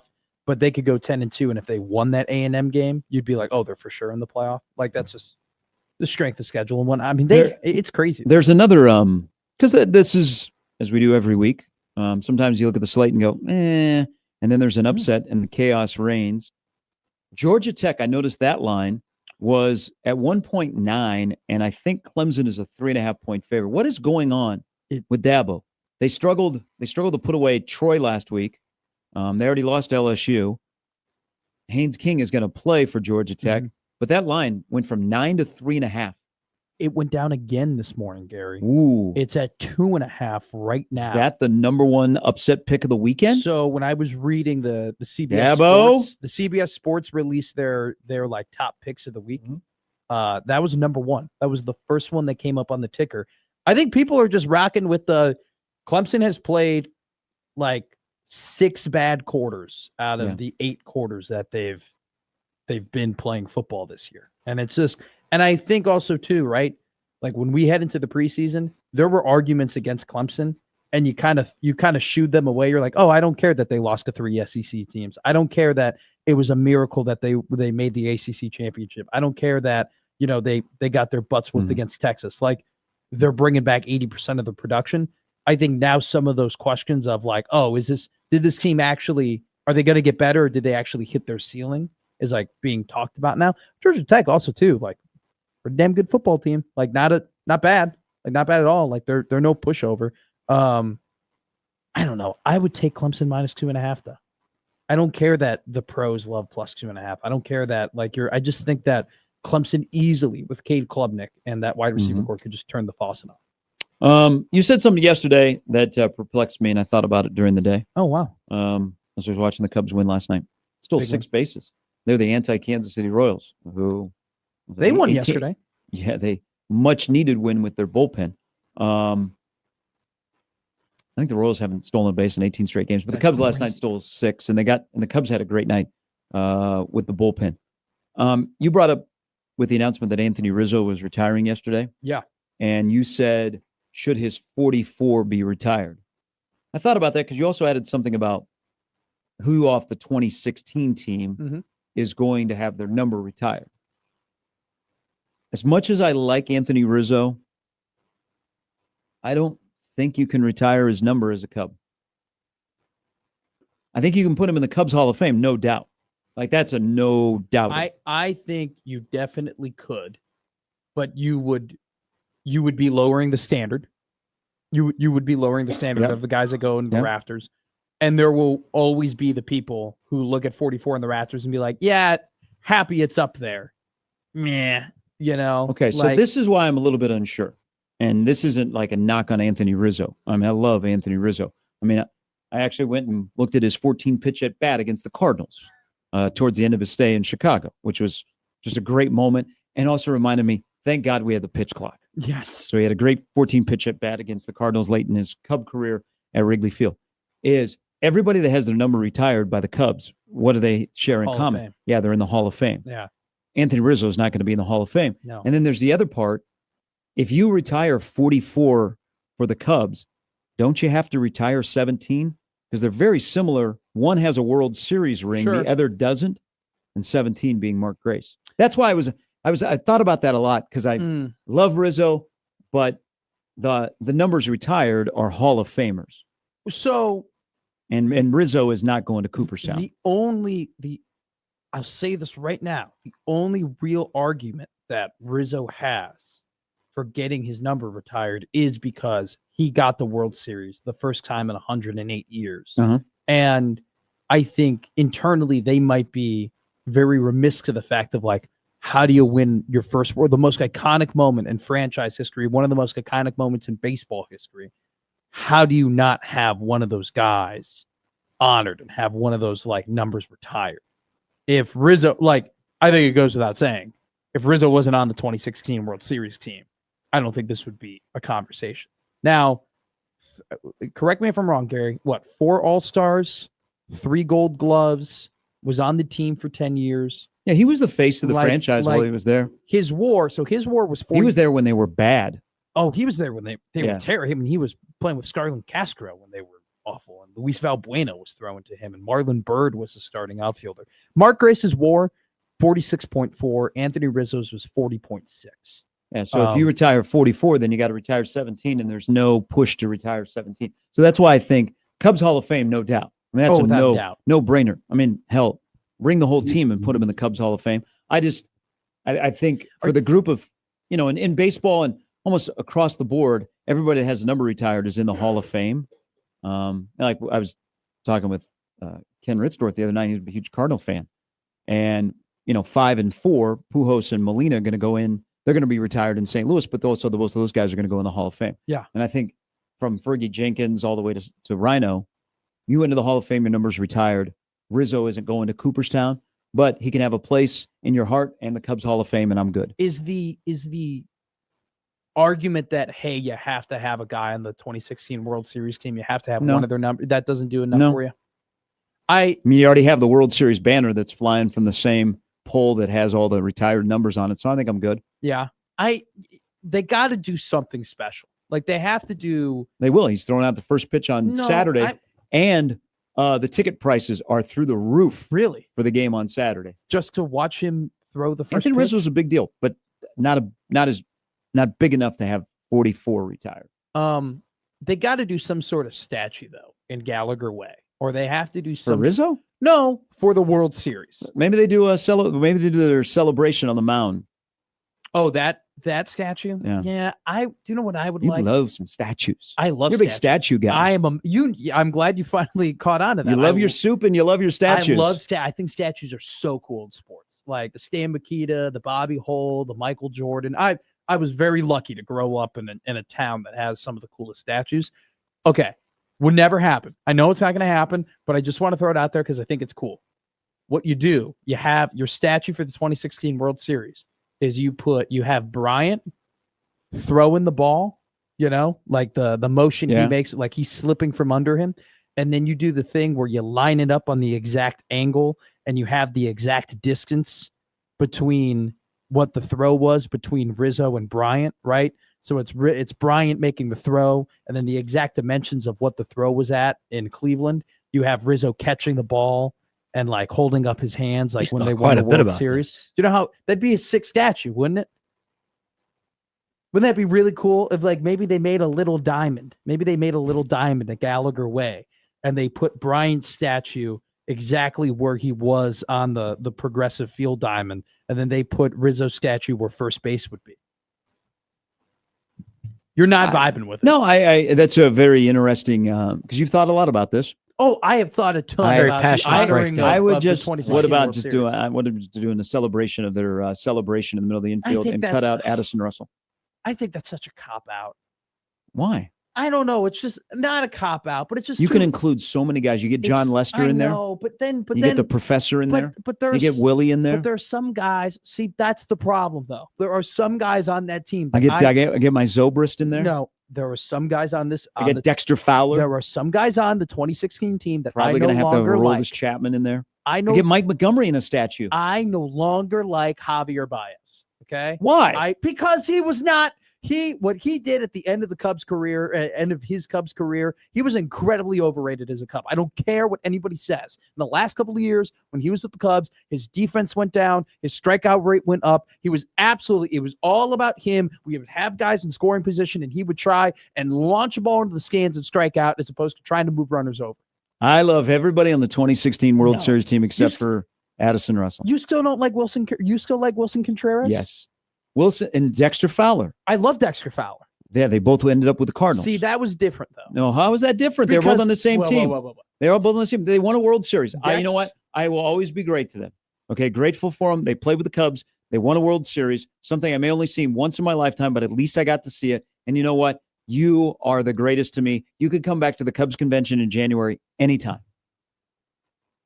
Dex got his money. Wilson went over there and goes, "I'm so happy I'm here. This is such a great Sometimes you say things just to appease the people you're around. He was very actively giving a backhand to the Cubs organization by going to St. Louis and talking about how great Yachty is and talking how about great the Cardinals. I would were talk and about how great Yachty is. I know, but Yeah. he knew what he was doing. He knew. You know what? I And then took when it he as an when he retires, he's going to sign a 1-day contract with the Cubs. No way. Yeah. I don't think he'll retire for a little bit.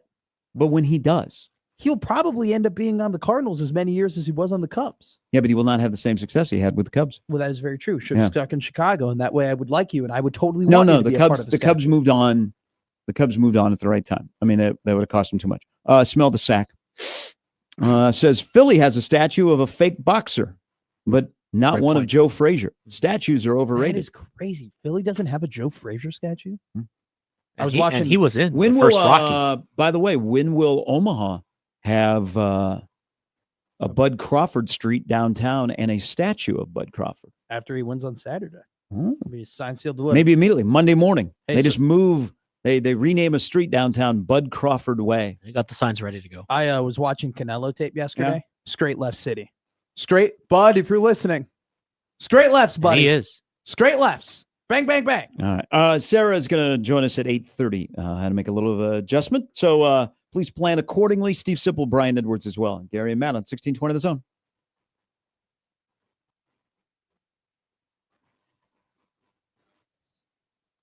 Football is back, and Underdog is the best place to make picks and win money all season long. And you can play right now in Nebraska. And it's easy. Just pick whether your favorite players go higher or lower on stats like touchdowns, receiving, yards, interceptions, and more. Rushing yards, too. All the yards. Everything. Punts. Get your picks right. And if you can win up to 5,000 times your cash. You can play with as little as $1. This week on Underdog, Cowboys and Giants. One of them has got to win. But is anyone going to go higher? Anyone going to go lower? I actually think the Cowboys are going to score points. So there's that. Download the app today. Sign up with promo code ZONE to score $50 in bonus funds when you play your first $5. That's promo code ZONE. Millions of fans have already won billions making picks on Underdog. Will you be next? Underdog. Make picks, win money. Must be 19 plus and present in Nebraska. Terms apply. See assets.underdogfantasy.com/web/play and get terms. _DFS_.html for details. You can serve with your play, call 1-800-GAMBLER or visit ncpgambling.org.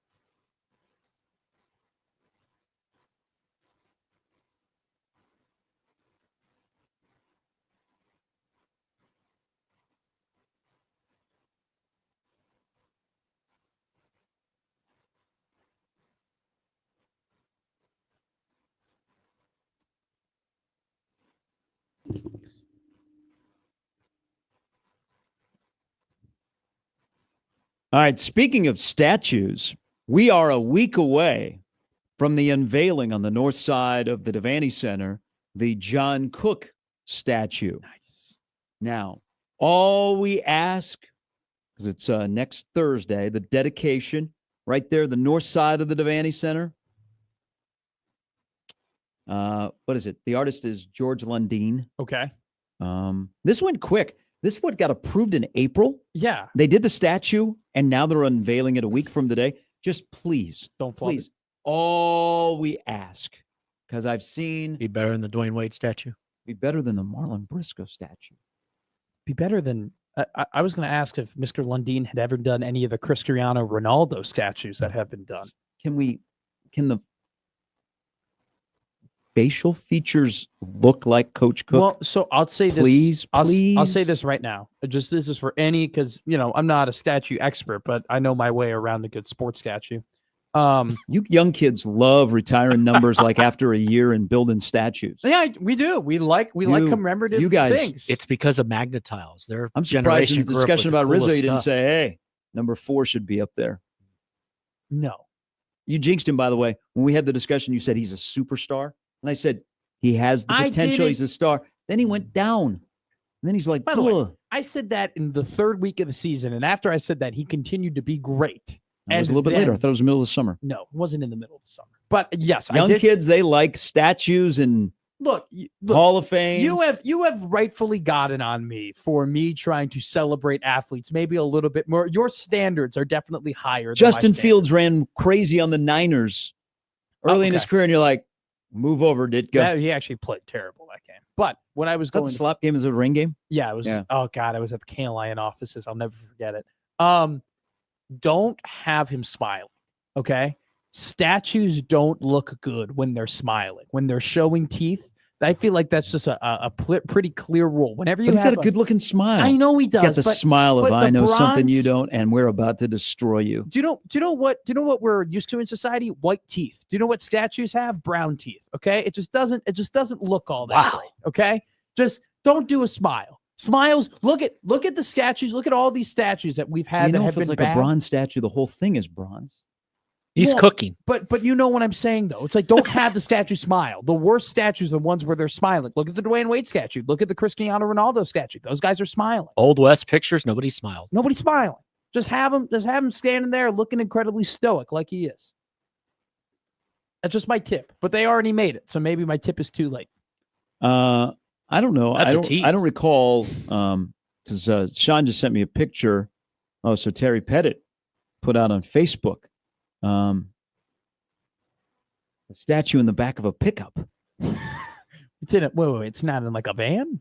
It's not in a Oh, U-Haul. they It's like like that bowl. they What, like it- delivered it, or Is it in a Silverado? Huh. What is it?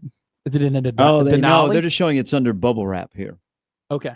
All right, so that's a week away. Please don't mess it up. Please, please, please, please make it look like John Cook. I When you think walk up there, you go, "Oh, that's John Cook." I don't think he'd be a hard guy to make a statue of. Well, they have the Devaney statue out front of the Devaney Center. Yeah. Smoking, because that's how it was built with a cigarette tax. All right, coming up the next hour, Sarah Baker Hansen about 8:30. We catch up with her on her ongoing project. Plus, Steve Sipple stops by and Brian Edwards. Houston Christian Week. Can you feel it? 1620 The Zone.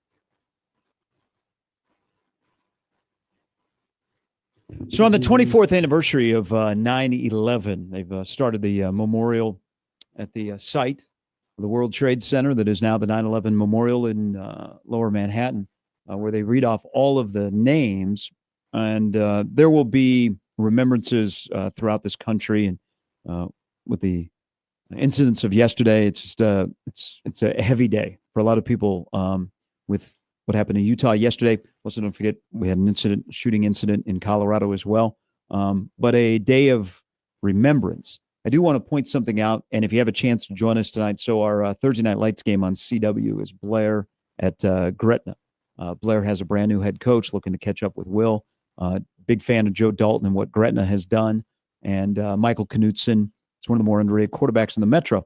But that is kind of a side note. They are doing something really, really cool out of Gretna High tonight. And again, this is our CW game here in Omaha, is along with the National Guard out of Ashland, they are doing some really cool things with the student body at Gretna tonight in honor and remembrance of 9/11. So Joe showed his team the video of the Tom Rinaldi, the man in the red bandana, to begin the week, because they're going to have a really, really cool involvement between the National Guard, first responders, and the students at Gretna tonight. So we're looking forward. We're adjusting our broadcast.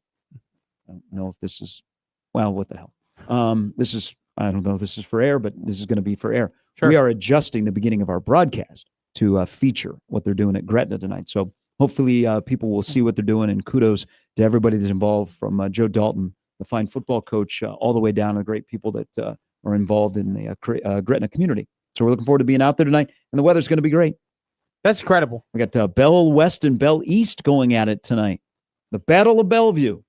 I'll be on a call tomorrow. Yeah, you guys. Well, we got Central and North tomorrow. Whoa. Yeah. You guys changed. That's our game. That's our TV game. I lied to you.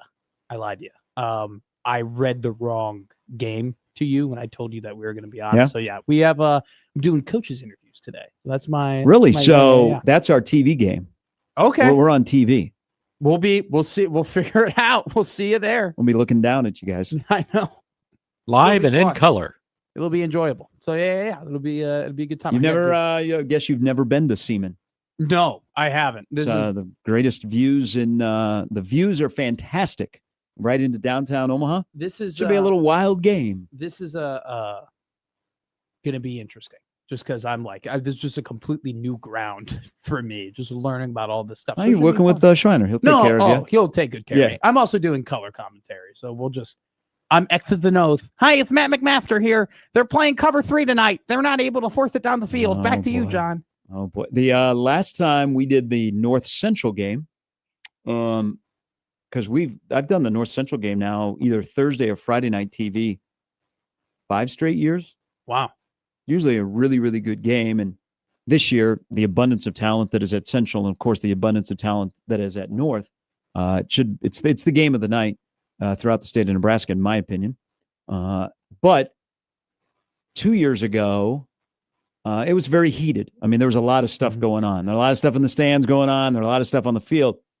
We're doing the game, and we're now upstairs, but we used to be where I think you guys will be tonight or tomorrow night down in the crowd. Yeah. Look to my left, and Bud Crawford is standing right there.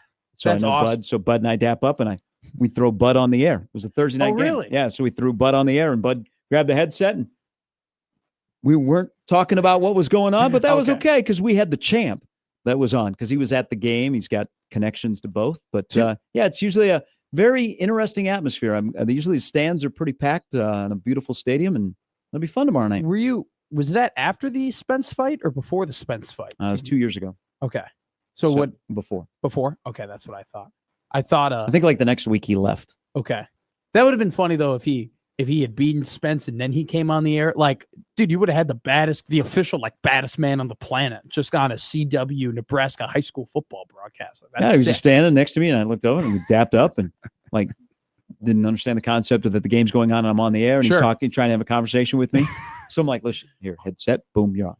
But you're not telling him no. How was that dap? Good dap? I imagine. Strong dap. Yeah. I think from him to me, sure. Him, sizing me up, he probably would have thought that was a good dap. Yeah. He was like, that's a solid dap. You've dapped before. You have dapped heavyweight champions before. Have Or you? not heavyweight champions. You've dapped boxing champions Okay. before. Okay. Dickie Ryan. Were you one dap? Everybody knows the rules. You want to give us a score on what Bud Crawford's dap was? It was intense. So Yeah. a 7.2, 8.4. He's always a 10 in my book. That is a guy that you should be perpetually nice to because you just know you wouldn't be able to win a fight against him. Isn't that awesome? I don't think I'm looking to square up with Oh, Bud no, Crawford. no, I know. But isn't it awesome to like be a guy like that and to be like, you know, that if things were to come to blows, that literally very few people, if anybody on the planet, could knock you out or could fight you or you wouldn't beat. Well, I've heard stories of people, probably not this now, but people back in the day, because Bud's out in the community, man. Bud's playing pickup hoops. I mean, it's not like Bud goes and hides at the compound. He's out and about in the community. Before he got to where he is, I had heard stories told by Bomac about people would out in public want to fight Bud. Like they're like, I can beat this guy. Like, man, that's a stupid decision. That might be the stupidest thing I've ever heard. All right, Sarah Baker Hansen is coming up at the bottom of the hour. You know what is relaxing on this day of what I just said about being kind of a heavy day for some? You know what is relaxing? What? You know what is joyful? What is that? You know what is nice through 2 weeks of football in Lincoln? The hot dog concession stands, I hear, have been Really? killing it. No, I don't know. I'm just trying to come up with a bad joke. Special teams are not a discussion. That's true. Isn't that nice? Are we starting to take special teams for granted? I still have. I know it's only been 2 weeks, but isn't it nice that we haven't had special teams is not on the rundown of one of the top 2 or 3 things we're going to complain about? That's just like, it's peaceful. It's like, oh, it's zen. It's like feng shui. Yes. Yeah, I still am frustrated about it, though. You know my exact stance. Like, it still is incredibly frustrating to me that all it really took was just being like, oh, that's a great special. We're not teams dabbling in the coordinator. past. Hey, the past is gone. This is the new time. I think Kicker is 3 for 3. Barney has more punt returns in one game than in a season. See, yeah, but that blocked a field goal. That got lost. Blocked a field goal. Can I be pessimistic? Sure. Okay. Like Barney having like his punt returns, all that really proved to me was, okay, the Gunners are way better at blocking maybe than I first anticipated, and Ja'Cory Barney is still fast. Or last year was really, really bad. Yeah. Like there's still, one game they had more punt return yards in one game than an entire season. But when they played a P4 team, they did have 2 yards of punt returns. So I'm not okay. So I'll be on the other side. Yeah, but you know what they did? They saw something and they were trying to block a punt, and so they left Barney on an island. That is a great. They're point. like, hey, Ja'Cory, be better. And they didn't. You got no blockers. You got 4 Bearcats in front of you. And they had one guy absolutely roam free, and they still didn't block the punt. But that's neither here nor there. It's been good. It's been good. I don't think it's been. I'm not ready to call it like great and spectacular and absolutely incredible, but it's been good. I think Kenneth Williams should probably have about 45 more kick return yards than what he has. I mean, the guy gets, knocked over by a feather, it seems, at this point, but like he seems like he's got some speed and they're blocking pretty well in the KR. I just like that they've done what they're supposed to do. Sip's going to come on here in an hour, and he wrote earlier in the week, Nebraska is number 2 in the country in pass defense. Okay. They've been sticky. Now, you look at the 2 quarterbacks, and then whoever Sorsby was against Nebraska, he was much different against Bowling Green in terms of wanting to throw the football. But it's just through 2 games, Nebraska has had more game control, and they've done what they're supposed to do. So special teams has done what they're supposed to do when you hire a guy like Mike Eckler and you preach that things are going to be changed. Defensive backs. We thought going into the year that they would be one of the strengths because of who they had there. Sure. And then also who was going to play more. Mm-hmm. So they're doing what they're supposed to do. Now that could change. I don't think it'll change tomorrow, but when somebody's doing something you're supposed to do for the good, it's like, man, that's relaxing. And that's why it's like joyful. We're not talking about special teams. I think that you Conan's 3 for 3 on field goals. You could but 2 of them were chip shots. One of them was One of them was 51 yards, and it was very impressive. And he hit it through the upright. Are you not aware of Nebraska's game? 35-yard field goal has not been a chip shot of late. That is very true. But in most cases, it is for a lot of college teams. It is easier. I wouldn't call it a chip shot in college. First off, by the way, was it just me or have kickers gotten too good in the NFL? Probably a little also of they are working on longer field goals because coaches are more apt to try 55 to 60 yarders. Yeah, it seemed also like I heard the kicking balls are a little bit different. Oh, like in the last couple of years. Okay, because there weren't too many shanks or anything or bad kicks. No, unless that other than Young Huku, who was absolutely terrible for Atlanta against Tampa Bay. But special teams has been very good. I think the secondary has been very good. I don't think anything on this team has been great.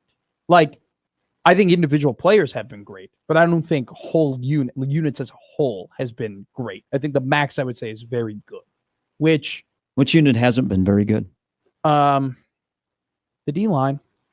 Run defense is a real thing because Nebraska plays in the Big Ten. I think that the linebackers I wouldn't call it very good.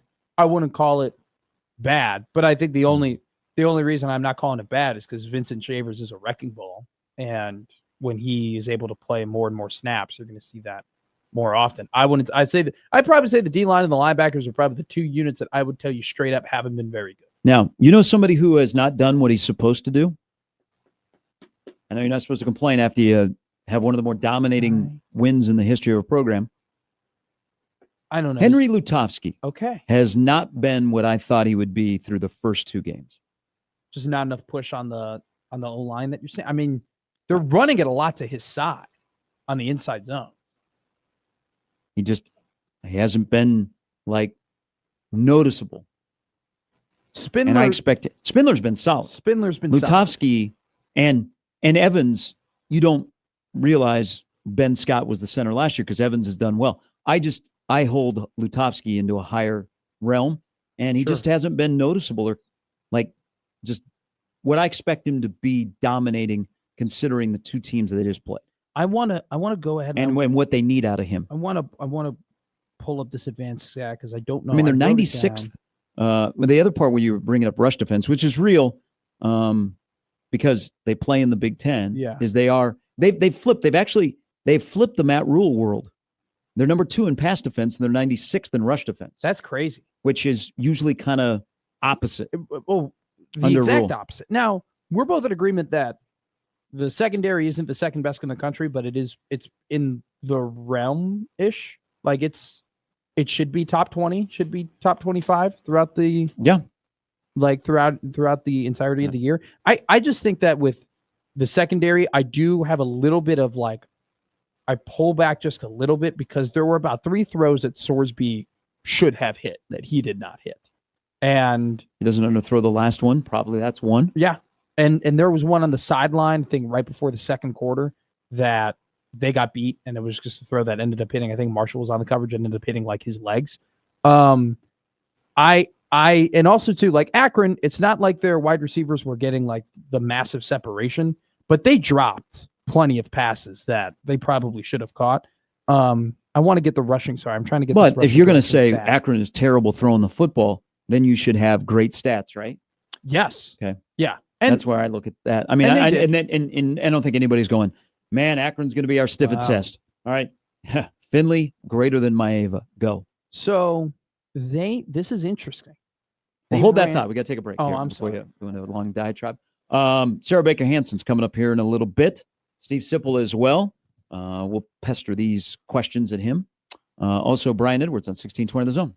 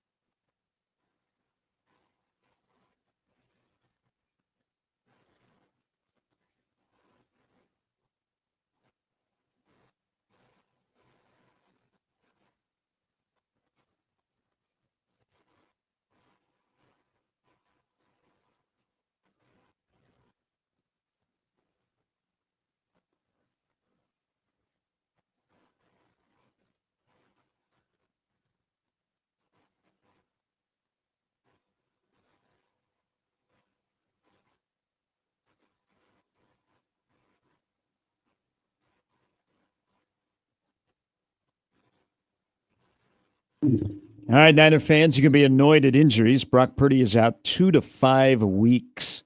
George Kittle is out. Mac Jones is your quarterback. McCaffrey's got a calf issue. Juwan Jennings Whew. has got a problem too. They went through a stretch where they were like the least injured team in the NFL. Is this 2 straight years? So they were the second least injured team in the NFL in 2023, year they made the Super Bowl. 2024, they were the second to most injured team in the league. And then this year, by far, right? At this point, I don't think any other team has suffered the amount of injuries. Star tight end and your starting quarterback? Also, 2 to 5 weeks. That's a really weird like time period. Like that is a very just like arbitrary kind nice of window. random. Yeah, that's a big window. Like 2 games go 5 games. Now, fortunately for them, they do have an incredibly easy schedule on paper. So, Saints this weekend? yes. So on paper, they should be fine, honestly, through injuries. And like I think they'll be able to scrap, even with the injuries, they might be able to scrap together 10 wins and be healthy going into the playoffs. But that's not back-to-back years where it's just like their old team got older and they got hurt again. I mean, this is just happening now. And now they're younger. The youngest guy that they got hurt too in Purdy. Brutal. You were doing some research before we went into the break? So you were talking about Lutovsky. He's the left guard. On PFF, you can look at where Nebraska football runs the ball, like what directions and through what holes. Funny enough, they've actually ran the ball behind Lutovsky more than any other offensive player on the team. They've run between the left guard in the tackle, and the left guard in the center more than any other combination of terms of their run game fits. Against Cincinnati, though, curious enough, and this is, I think, to your point, so this goes and supports what you were talking about, having a higher standard. 7 rushes between the center and the left guard. Okay. The average yards per attempt off of that was 3.6 yards per carry. Okay. So you're under that, kind of, you want that 4.5, 5 range. You're directly under that. Now, in the Akron game, they actually didn't run the ball as much to the left side. They had 3 carries between the center and the left guard for 40 yards. So that was 13.3 yards per carry. And then they only ran the ball once between the left guard and the left tackle. And I think that was that 47-yard touchdown, or the Emmett Johnson run.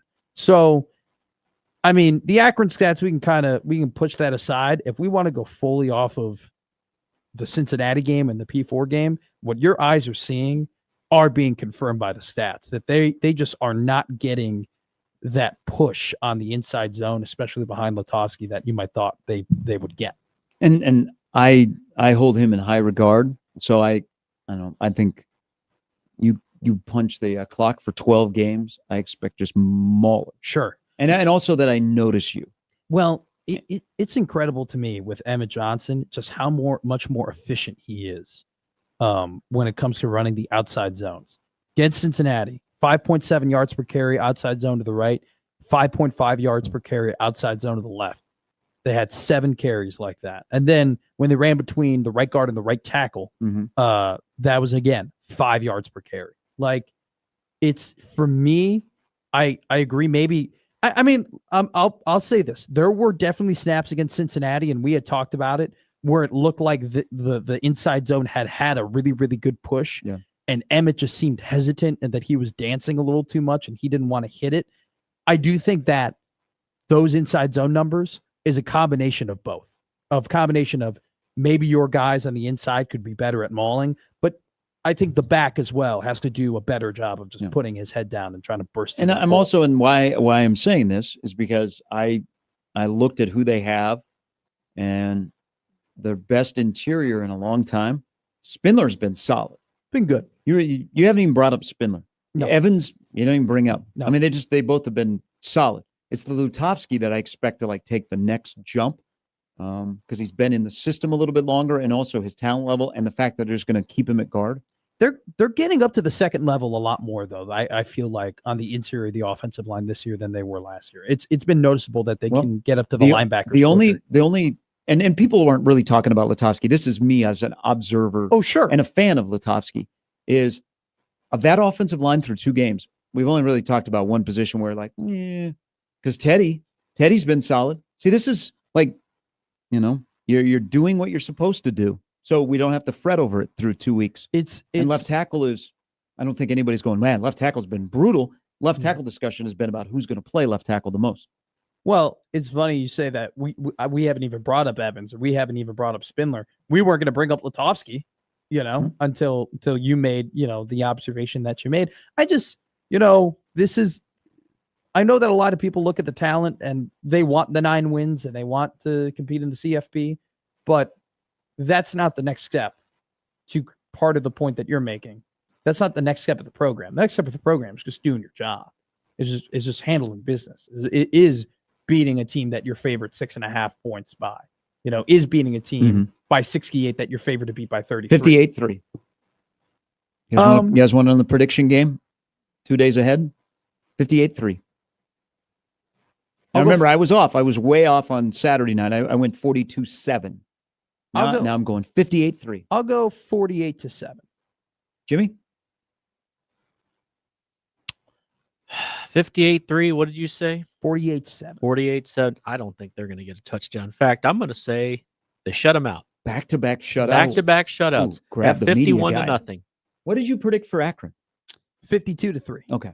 So you're close. I was on the, I think they're going to kick their ass train before it became a bandwagon. Where do you think Nebraska ranks in their run block PFF grade amongst 120 or 34 teams in the country? Not 134th. They rank 56 in their run block grade. You'd be correct then.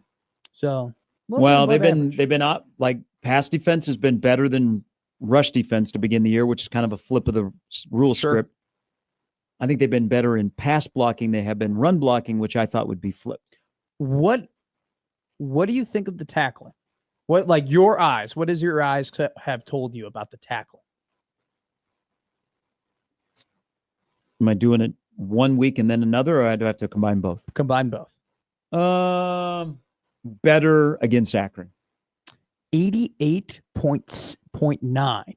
Fourth in the country in their tackle grade. Overall for 2 games? Overall in 2 games. They're fourth in the country. Their coverage grade is 7th in the country at 90.1. Only Minnesota and Maryland, 2 Big Ten teams, are number 1 and number 2. 92.8 for the Gophers, 92 flat for the Terrapins. All right, keep an eye on that rush defense, though. The Big Ten's coming. The Big Ten is coming. If Akron can rush for almost 4 yards per carry on first down on 15 first-yard carries, you got to make note of that. Big Ten's coming. 116th in PFF and run defense, Nebraska football. No Gouda. Well, 96th in the regular stats, I believe, in rush defense. Probably in the regular stats, still not great, but in the those PFF, are not. You cannot live in a Big Ten world where those stats are where they are. No. All right, Sarah Baker Hansen will join us next. Steve Sipple, Brian Edwards on this Thursday morning of Gary and Matt with Jimmy on 1620 The Zone.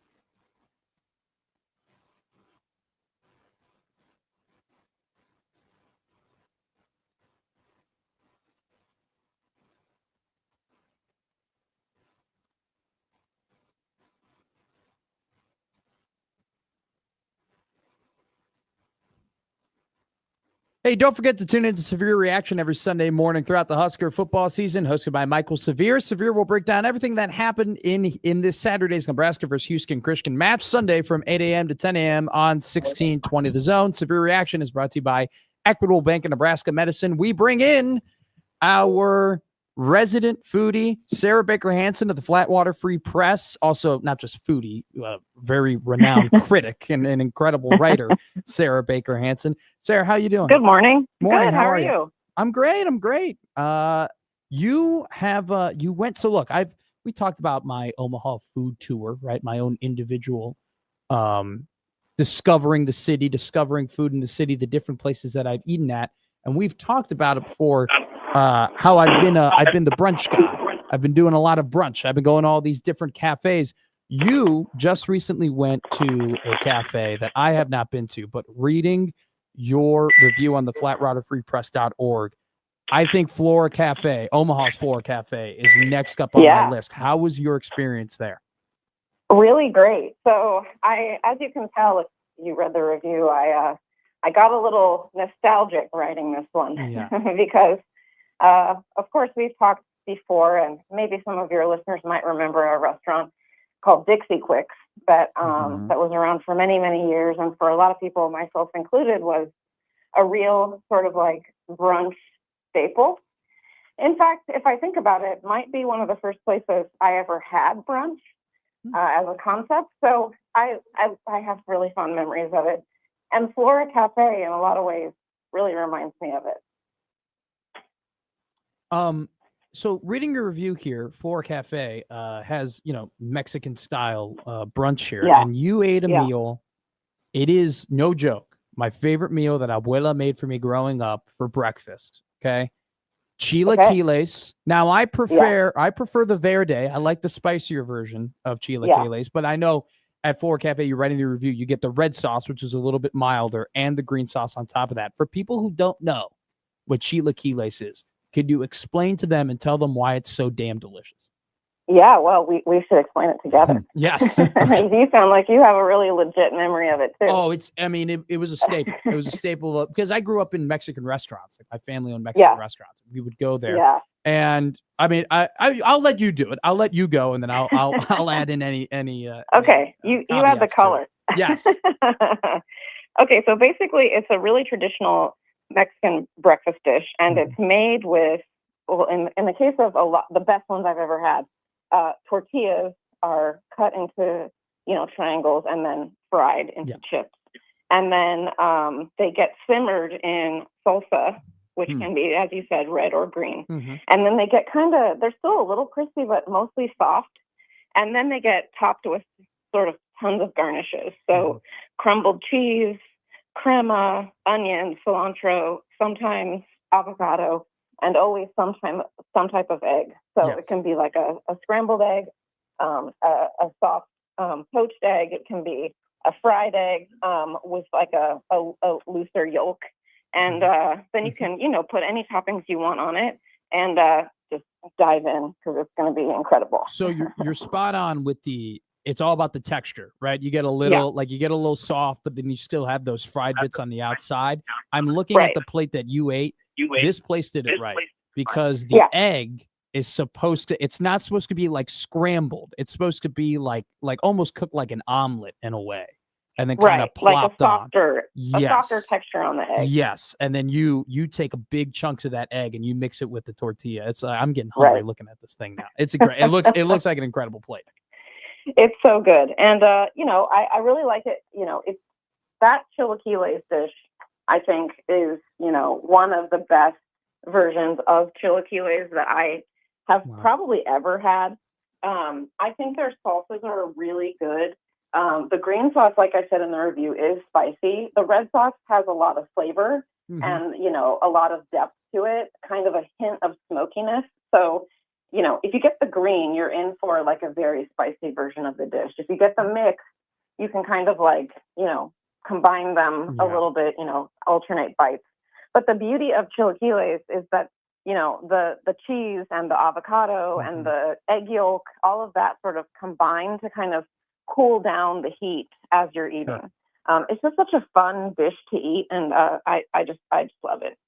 Can we discuss in this town, and Flora Cafe, by the way, is really, really good. So I'm glad that you reviewed that.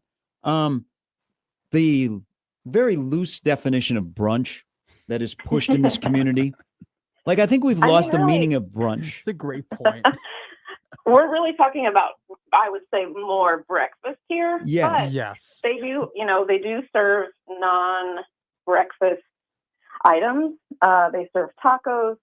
They serve, lots of other kind of Mexican standards. They've got enchiladas. They've got, all of that stuff. And you can get that at brunch time too. So it's sort of like, there's a list of kind of breakfast dishes, and then there's a list of like lunch dishes. And I feel like that is pretty much like where we've gone. I think that's where most places land in terms of like what they serve at brunch. Mhm. Like, there's a lot of burgers at brunch in Omaha, I think, and that has to do with Yes. Really our is. love of juice. There. Yeah. It's a great observation. But in other cities, I don't think you see burgers in like Chicago, Kansas City, but in other cities, I think the brunch burger, you see it sometimes, but not as often, I don't think, as you do in Omaha. You know how I know that? You you see more excuse- eggs yeah. in other places. You know why I know Flora Cafe is good and it's becoming a nice little staple in Omaha? Because the times I've been there, it is people like me that don't live downtown, that we're not necessarily downtown like on business or doing something else, but it's a destination. Because I would think that a good majority of their business does come from people like yourself that live downtown or work downtown. But when I was there recently, it was people that, like from West Omaha, wherever. It wasn't necessarily like people that were working downtown or like yourself live downtown. So I think that's a good sign. Yeah, I do too. And I think, one of the things I talked about in my review was just that, I think the fact that it is so busy right out of the gate shows that, there are fewer sort of breakfast/brunch choices around downtown than there used to be. Yeah. And so, I can think of a lot of like places that have gone away or closed or whatever, that aren't really doing this type of breakfast food. And this, I think, really is one reason why this seems to have become just so instantly popular. People want Mexican breakfast. They really like it. And Flora Cafe is doing a really good, and I have to also mention, really affordable version of it. And I think also they have really great coffee. I would be remiss not to mention their incredible coffee. So there are really good coffee shops downtown. You are right. There aren't a lot of places to have a sit-down breakfast meal in downtown Omaha. Not since No, there's sort of like Wheatfields left a while ago. Right. Yeah. I mean, there used to be the diner. There used to be Dixie Creek, which of course had several locations in downtown Omaha before it moved to Council Bluffs and then eventually closed. But, I think that the sort of the casual breakfast has been replaced with kind of what you were describing before, the sort of more higher end brunch. Really, the only other place I can think of is Lula Bees, which is kind of right across from us on about 9th and Dodge. That's really one of the only places I can think of in the downtown area that's doing a more casual breakfast plus good coffee. And so, and that's kind of, for some people, that's not on their everyday radar. It is a really nice breakfast place and they have a great patio.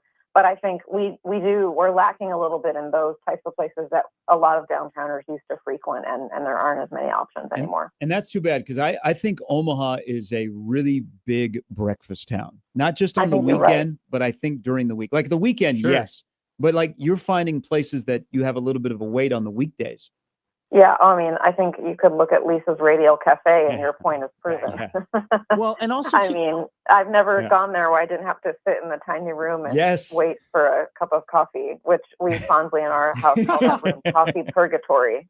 But haven't there been like two brand new places in the old market that just opened up as well? Like one, Homegrown, didn't they just? Isn't that a newer one too? There are a couple new places that I actually haven't been to yet. Yeah. So, I do feel like restaurants are kind of realizing that there's this hole to be filled. Sure. And, with an entrepreneurial spirit, sort of, figuring out new ways to fill that hole. And I think, some of the newer breakfasty, like breakfast brunchy concepts I've seen, interestingly, are focusing on kind of healthier food. I've seen, kind of avocado toast and different types of bowls and stuff like that. And, frankly, that's not what they're doing at Flora Cafe, and I'm okay with that Yeah, because it is really good. And, we talked about the chilaquiles, but honestly, all the dishes we had over breakfast and lunch were all very good. And I think, that speaks to the fact that it is a family-owned, locally run establishment, and a lot of the recipes are their family recipes. And, that is really, to your point earlier, those types of recipes made with that type of care are what make these dishes so good. So I'm having a tough time like finding a menu or one that I can really dissect and look at here. I saw that you got the chorizo con huevos, which looks absolutely incredible. I have a pet peeve though when it comes to Mexican restaurants. I think that Mexican restaurants, there are some, and my experience is in the Chicagoland area, but there's too much on the menu. There's this way like you're doing too much. I prefer it when Latin restaurants focus on maybe one city or one province of a certain Latin country, or maybe just focus on one individual country, right? What is your takeaway from the menu? Is the menu big? Is it kind of condensed? What is, I mean, lucky for you, I have a photo of the menu right here in front of me on my phone that I took. And I can tell you on the breakfast side, there's about, let's see, 1, 2, 3, 4, 5, 6. There's 8 items on the savory list and 2 on the sweet list. And so it's a pretty small menu. We have the huevos con chorizo, we have the chilaquiles. They have the huevo which is basically a breakfast torta. Yeah, I saw that. We tried that. And then they have blanquilos rancheros, which is like a sort of beans and eggs with salsa and corn tostadas. And then they have a burrito and an omelet. And so not a huge amount. And then I'm looking at the kind of like it's Central Mexico street style options, which is the other side of the menu. And it looks like there's 7 taco options. Okay. Hell yeah. And then 5 appetizers. And the appetizers are very, what you would expect. And so not a huge menu. I mean, and I commend them for that because, like you said, sometimes you go and the menu is like a book, like a Cheesecake Factory style, 100 dishes or something.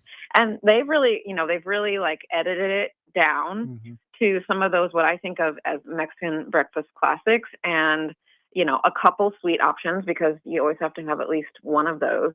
And then, a short list of appetizers and tacos, basically. And I think that's like the right size. At dinner, the menu's a little bit bigger, but I also think that's okay.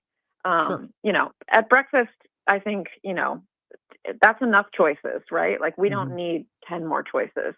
I feel like anyone who goes there most likely can find something that they'll enjoy out of that short list. And it opens up at 8 a.m. It's on 10th and Farnham. For more on this review, Flatwater Free Press, which gives you a bunch of goodies, including Sarah's food reviews, restaurant reviews, all right there. As always, we appreciate it. Have a wonderful weekend. I think you have convinced a lot of people to head to Flora Cafe today.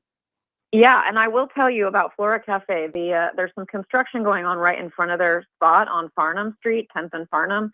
So come in from the south side from 11th Street, and you'll have no problem. Okay, I appreciate that. Yeah. Thank you. Have a wonderful weekend. All right, you too. Talk soon. Sarah. That's Sarah Baker Hansen. I know where I'm going today. Good spot. I think I'm gonna. I legitimately think. I don't know if you guys go by here.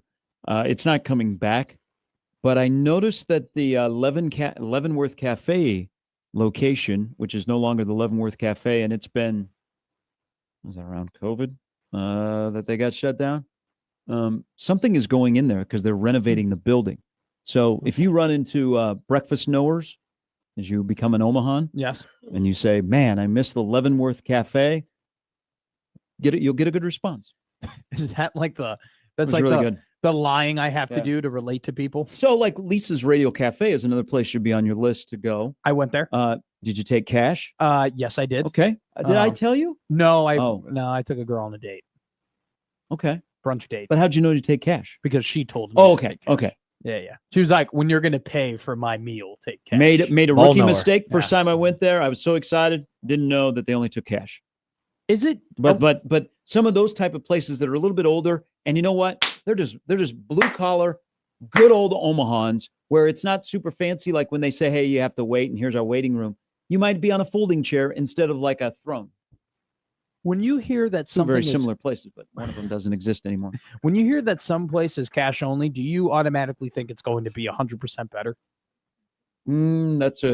You're onto something. When I hear cash only, Or they don't want to do fees and all that kind of stuff. But Sure. yeah, cash only places.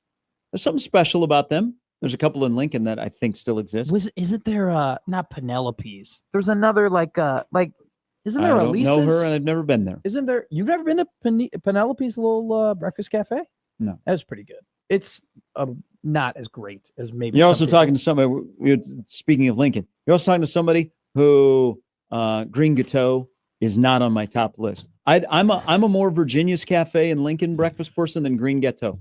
Okay, I want to be able to roll out of the rack and go to breakfast. I don't have to roll out of the rack and do something with my body, like put on deodorant or comb my hair or something like that. That's a good quote from you. All right. You don't want to take a shower before you have to go Sunday morning, dude, all I want to do is put on a hat. You know what? I want to wear what I was wearing to bed and just roll out, and I want to go to Virginia's. Okay.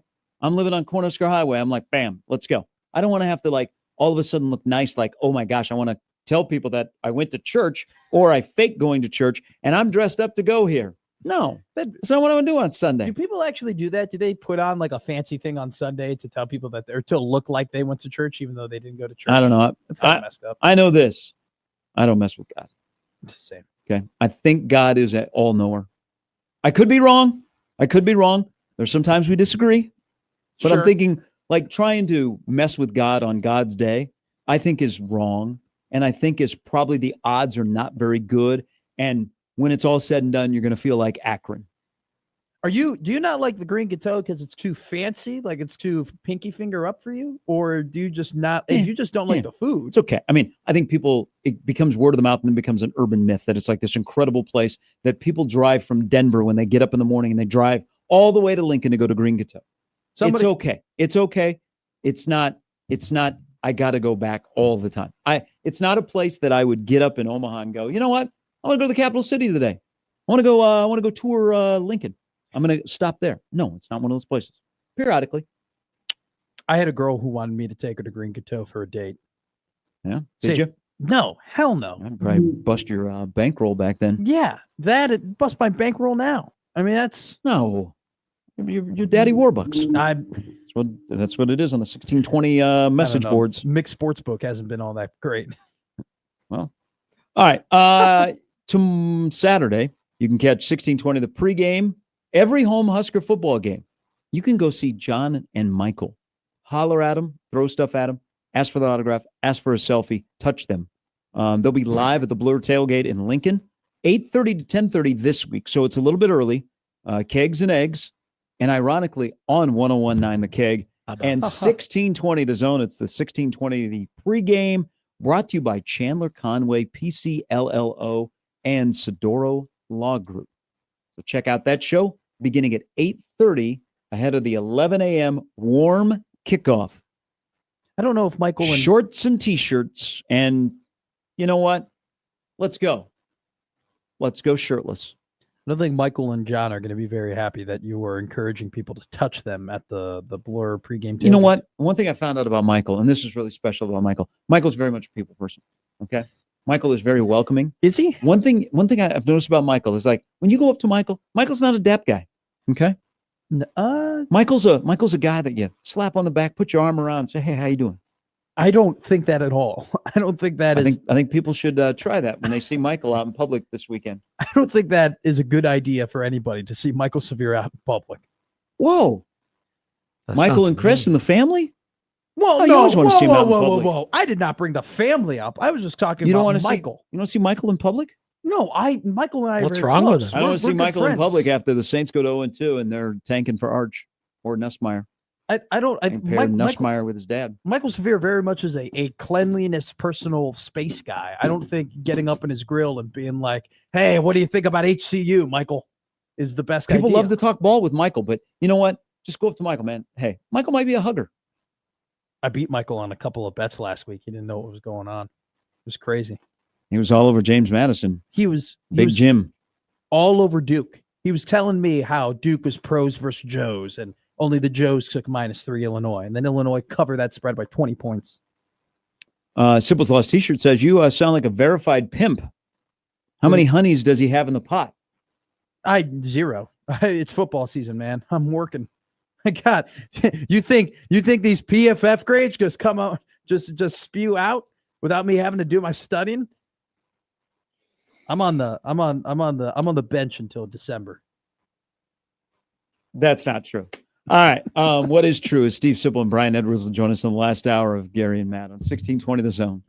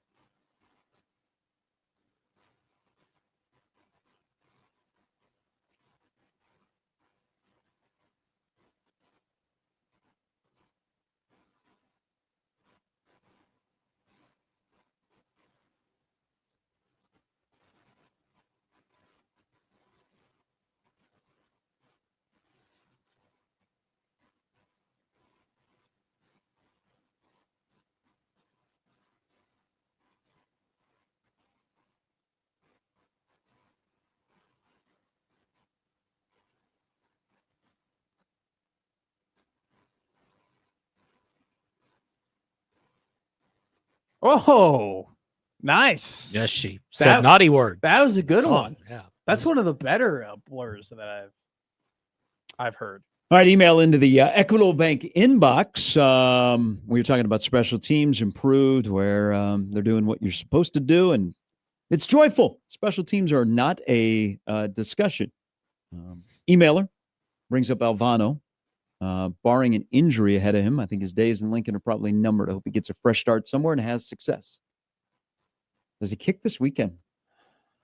I don't mean, isn't he one of the guys that did not play Saturday night? I don't think he played. Did Alvano even get in the game? Oh, hold I on. can look. I can thought he look. had a Hold kickoff. on here. I can He did look. something. Did he? He did Did something. he kick off?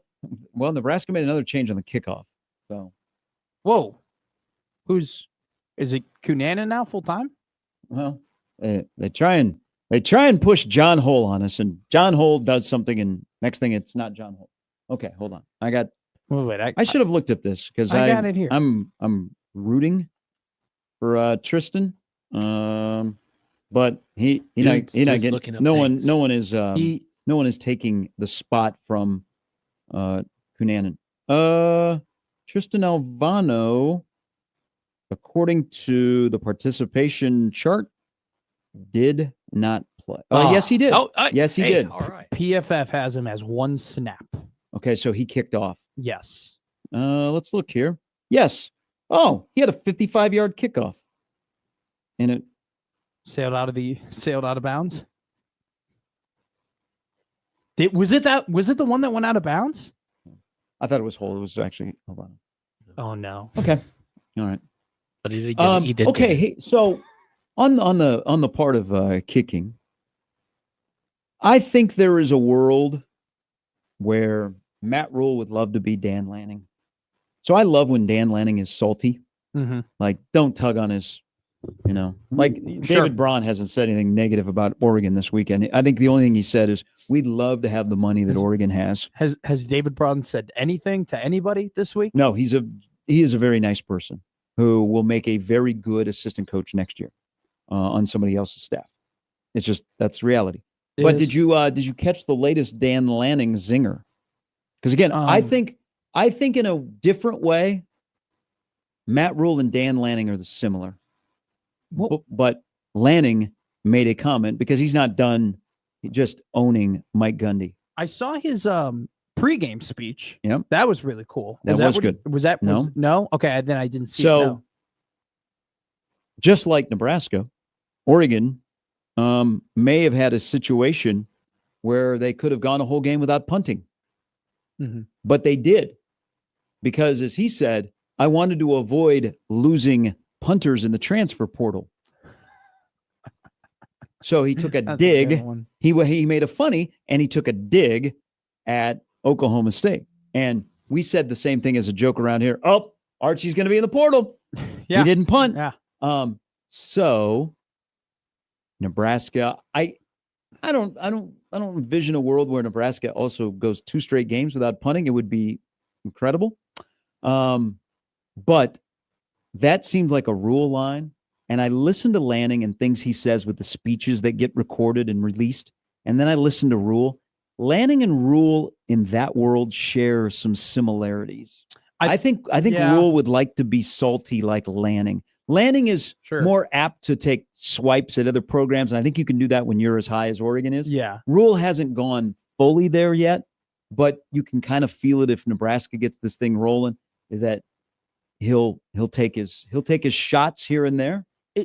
I mean, Matt Rule was coached by Joe Paterno, right? Like, there is a lot of old school, I think, college football coach in Matt Rule that would love to beat people by 70 points and love to tell everybody that, hey, we're building something and we're better than you. And I think he knows, like, look, Nick Saban and Kirby Smart and all of these guys, Dabo Sweeney, they haven't built these college football empires by being the nicest guys around, by being sweethearts. They beat they you know how Nick Saban got recruits? He goes, hey, we're the best. We're the best in the country. All right. You're the best in the country. You want to play in the NFL on Sundays. You want to get drafted. You want to be an All-American. You come and you play for the best. Plain and simple. There wasn't any beating around the bush. There is a magical moment that we could fast forward to next year. So the Oklahoma State and Oregon is home and home. They play in Stillwater next year. You want to know what the Dan Lanning video will be before the game? God. What will it be? When they play in Stillwater next year, Dan Lanning will be 40. Whoa, really? Yes. That's great. That's incredible. I don't know. I think everybody wants to be Dan Lanning. I think everybody wants to have that money and have that brand, have all those 5-star recruits, be able to puff their chest out a little bit. That's a good question. How many programs in America or head coaches think they have a better gig than Oregon? There's definitely one in the Big Ten. Ohio State. Mm-hmm. Do you think Bama's a better gig than Oregon right now? I think it's an interesting conversation because Oregon's got more money, and Oregon also doesn't have those ridiculous expectations that have been set by one of the greatest coaches of all time. Oregon does not have an ATM machine, but they're able to recruit at an incredibly high level. They do. I mean, Phil Knight. I mean, Alabama does not have an ATM machine. Oh yeah, okay. I thought you said Oregon doesn't. No, Alabama does not have. No, they don't. Which is why I think I would rather have the Oregon job than the Alabama job. There's gonna be in about a 5 to 7 year period where there's gonna be jobs that we don't think right now are better in the Big Ten than the SEC. Why? Because where is money located? The money is located in the Big Ten. And now the field has leveled in terms of being able to acquire players and winning championships. And now you're looking at this whole thing about, well, all the players are in the South. Well, that was true. Yeah. That was true. Well, there's not a lot of money in the South. There's a lot of money in Big Ten country. There are more Larry Ellisons and Phil Knights that are located around Big Ten football programs than around programs that are in the South. I mean, so to answer your question, yes, Oregon is a better job than Alabama. Does Alabama have more hardware and more success of late? Absolutely. But they also had a guy named Nick Saban. Well, look at the Illinois job. Let's just talk about that. Now that you have $100 million donation, doesn't that donation automatically raise the value of that job? Like automatically, because you have those donors, because you have that money, because you have that infrastructure to get all of those millions of dollars, and you can plug that in toward facilities and plug that in towards players. Doesn't that it automatically raises the profile of I don't know what are their I guess I know what I've been to the stadium before and it's okay. What are their other facilities like for football? I don't know. I couldn't tell you. But I mean, the fact that you get a big enough donation like that, and they have also too, like you talk about Larry Ellison, he's also an Illinois grad, so I wouldn't be surprised if maybe they get a chunk of change from him in the future as well. Like they could take that money and they could put it toward facilities and they could upgrade those facilities. Here is Nebraska Ball Mike on the Prairie Flower Casino Zone hotline. Hello. Hi, gentlemen. Can we back up? Yeah. It's your comment about Michigan being a 2-touchdown favorite over Nebraska. Hey, I'm not backing off of that. I'll call Monday. Like not this upcoming Monday, but the following Monday? I'll call Monday after the Houston Christian game, and we'll talk about it. Is it going to change that much? Now, I heard Sarah's segment today. Yeah. I don't live very far away from the restaurant she mentioned. She mentioned construction. Yeah. As we know, this town is crazy. Streetcar, baby. The market is getting as crazy as the rest of it with construction. Streetcar's coming. Can I get into the restaurant she mentioned? Yes, you can. I can. Yes, but go on 11th. Go in the back way. Okay. All right. From where you live, go in the back way. We'll figure it out. Okay. I can figure it out. All right. Is that all you I wanted? appreciate that. All right. And I am not backing off what I said. You said Michigan's going to beat Nebraska by 2 touchdowns. They should know. You said they should be favored by 2 touchdowns. Yes. Do we live in the same world? It's going to come down to 2 people we brought in, Okay. and they're both linemen. Okay. Does one wear 57? One wears 50. Okay. Rocco Spindler. We brought you in because of where you've been and what you've done, who you played for. Yeah. And with Bridget, you know who you played for. Okay. It's coming down to those two gentlemen who know where they came from and who came here because they want to prove a point. True. Your Yeah. point would be beating Michigan. That's a start. That's That's a start. why you came here. I think you should give the You want to pregame start speech. to matter? You want to put something on your resume, gentlemen? Beat Michigan and shut me up. Okay, I like that idea. I'm going to give you an assignment. So I always love when you call, and you said you're going to call on Monday. 1 week from tomorrow, remember what you did last year? You did a pregame speech, a hype speech. Yeah, and we got killed. That's true, but I think you deserve another chance.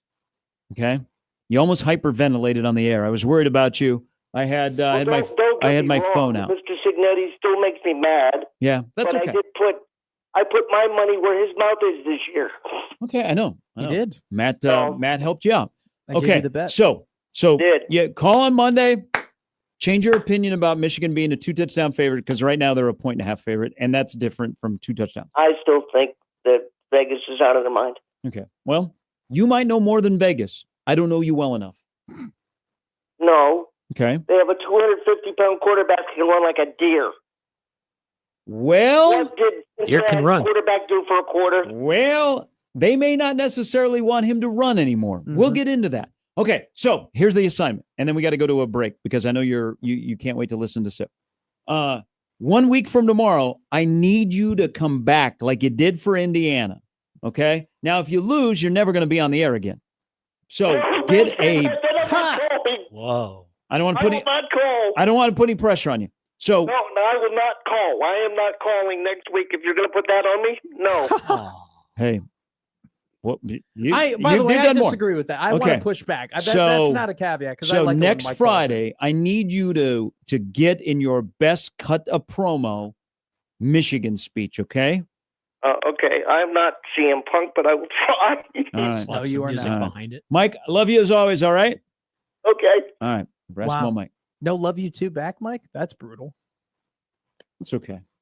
You haven't Sometimes, Matt, love is a one-way street. Sometimes you love your team so much they never love you back. But you know what?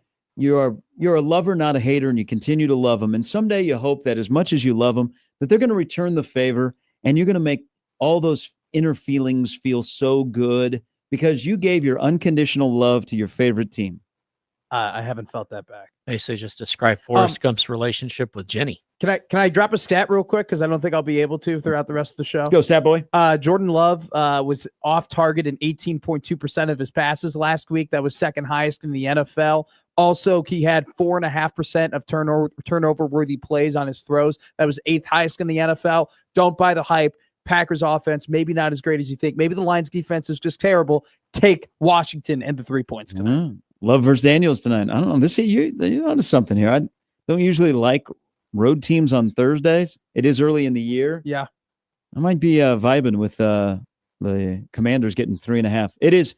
Green Bay's offense was boom or bust. And when Micah Parsons is questionable. Yeah, he actually has a legitimate injury. So that he's just questionable that he's on the injury report, but he will play. He's going to play. Okay. Yeah, All right, just check. it's just a formality. All right. Steve Sipple is coming up next on 1620 The Zone.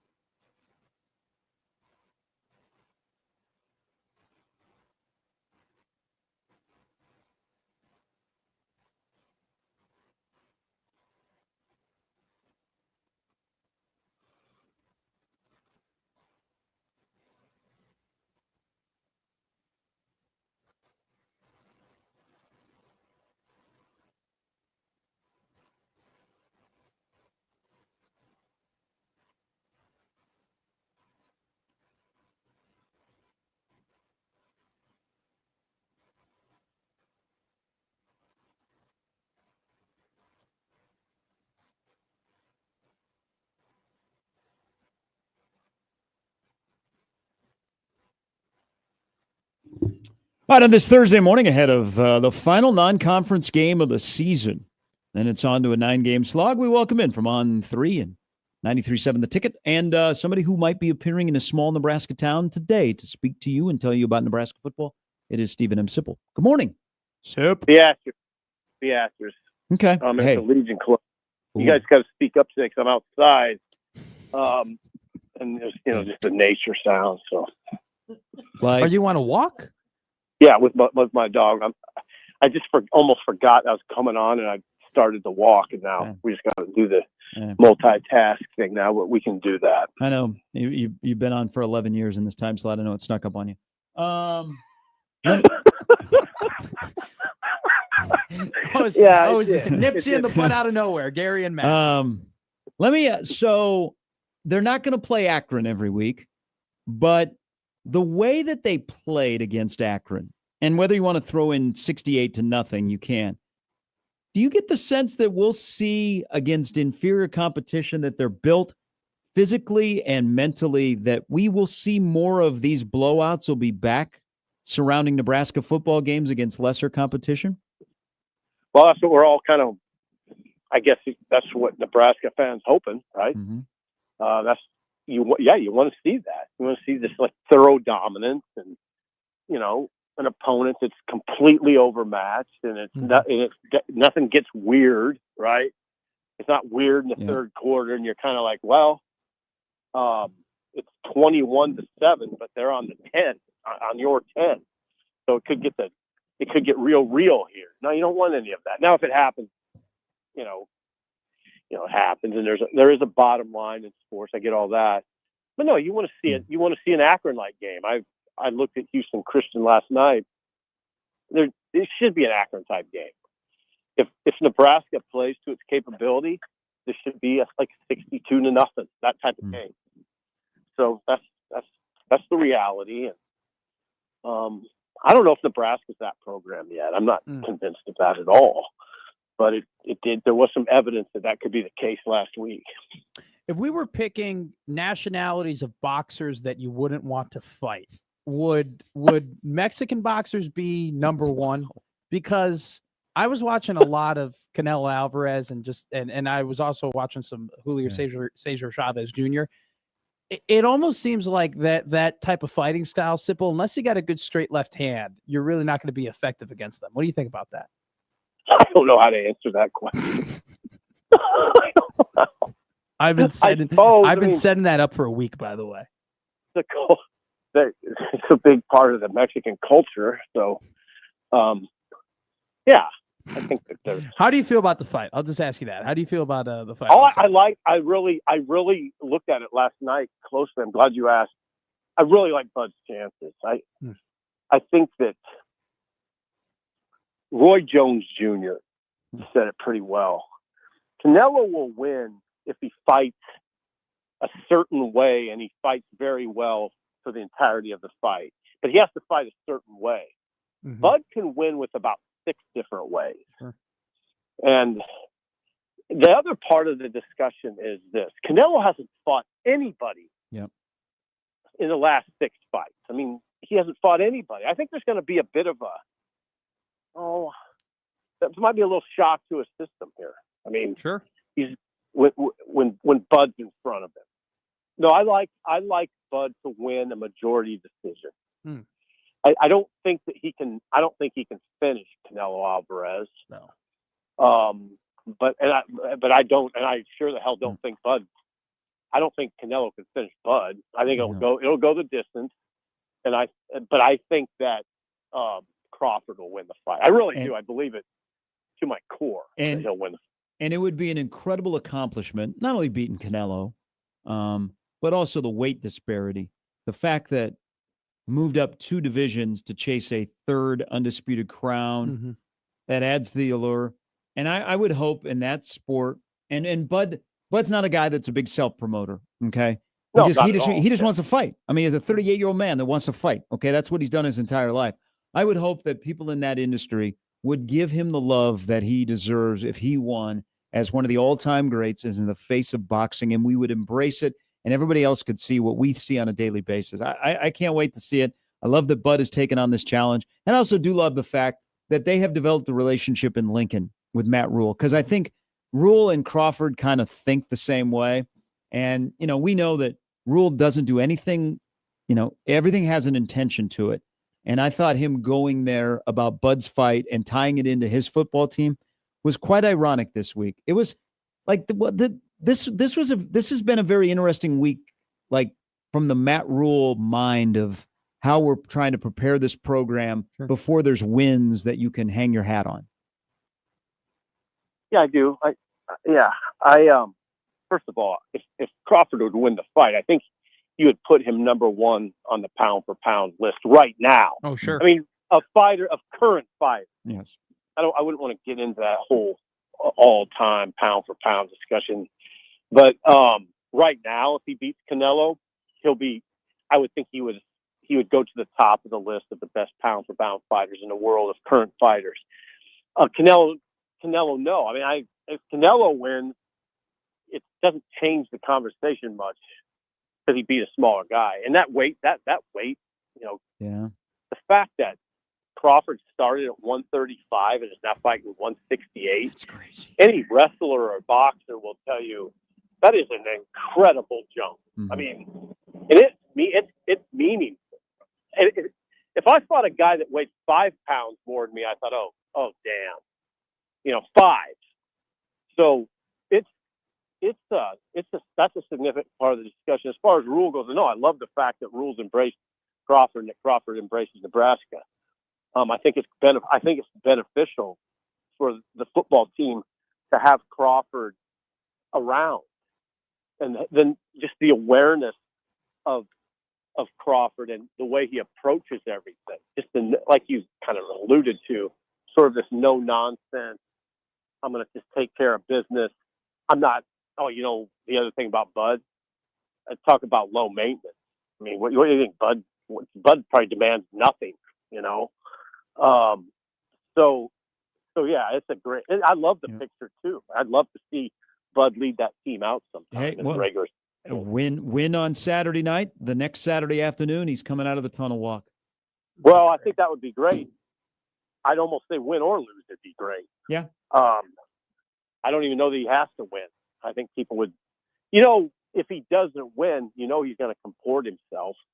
It's going to be a great fight.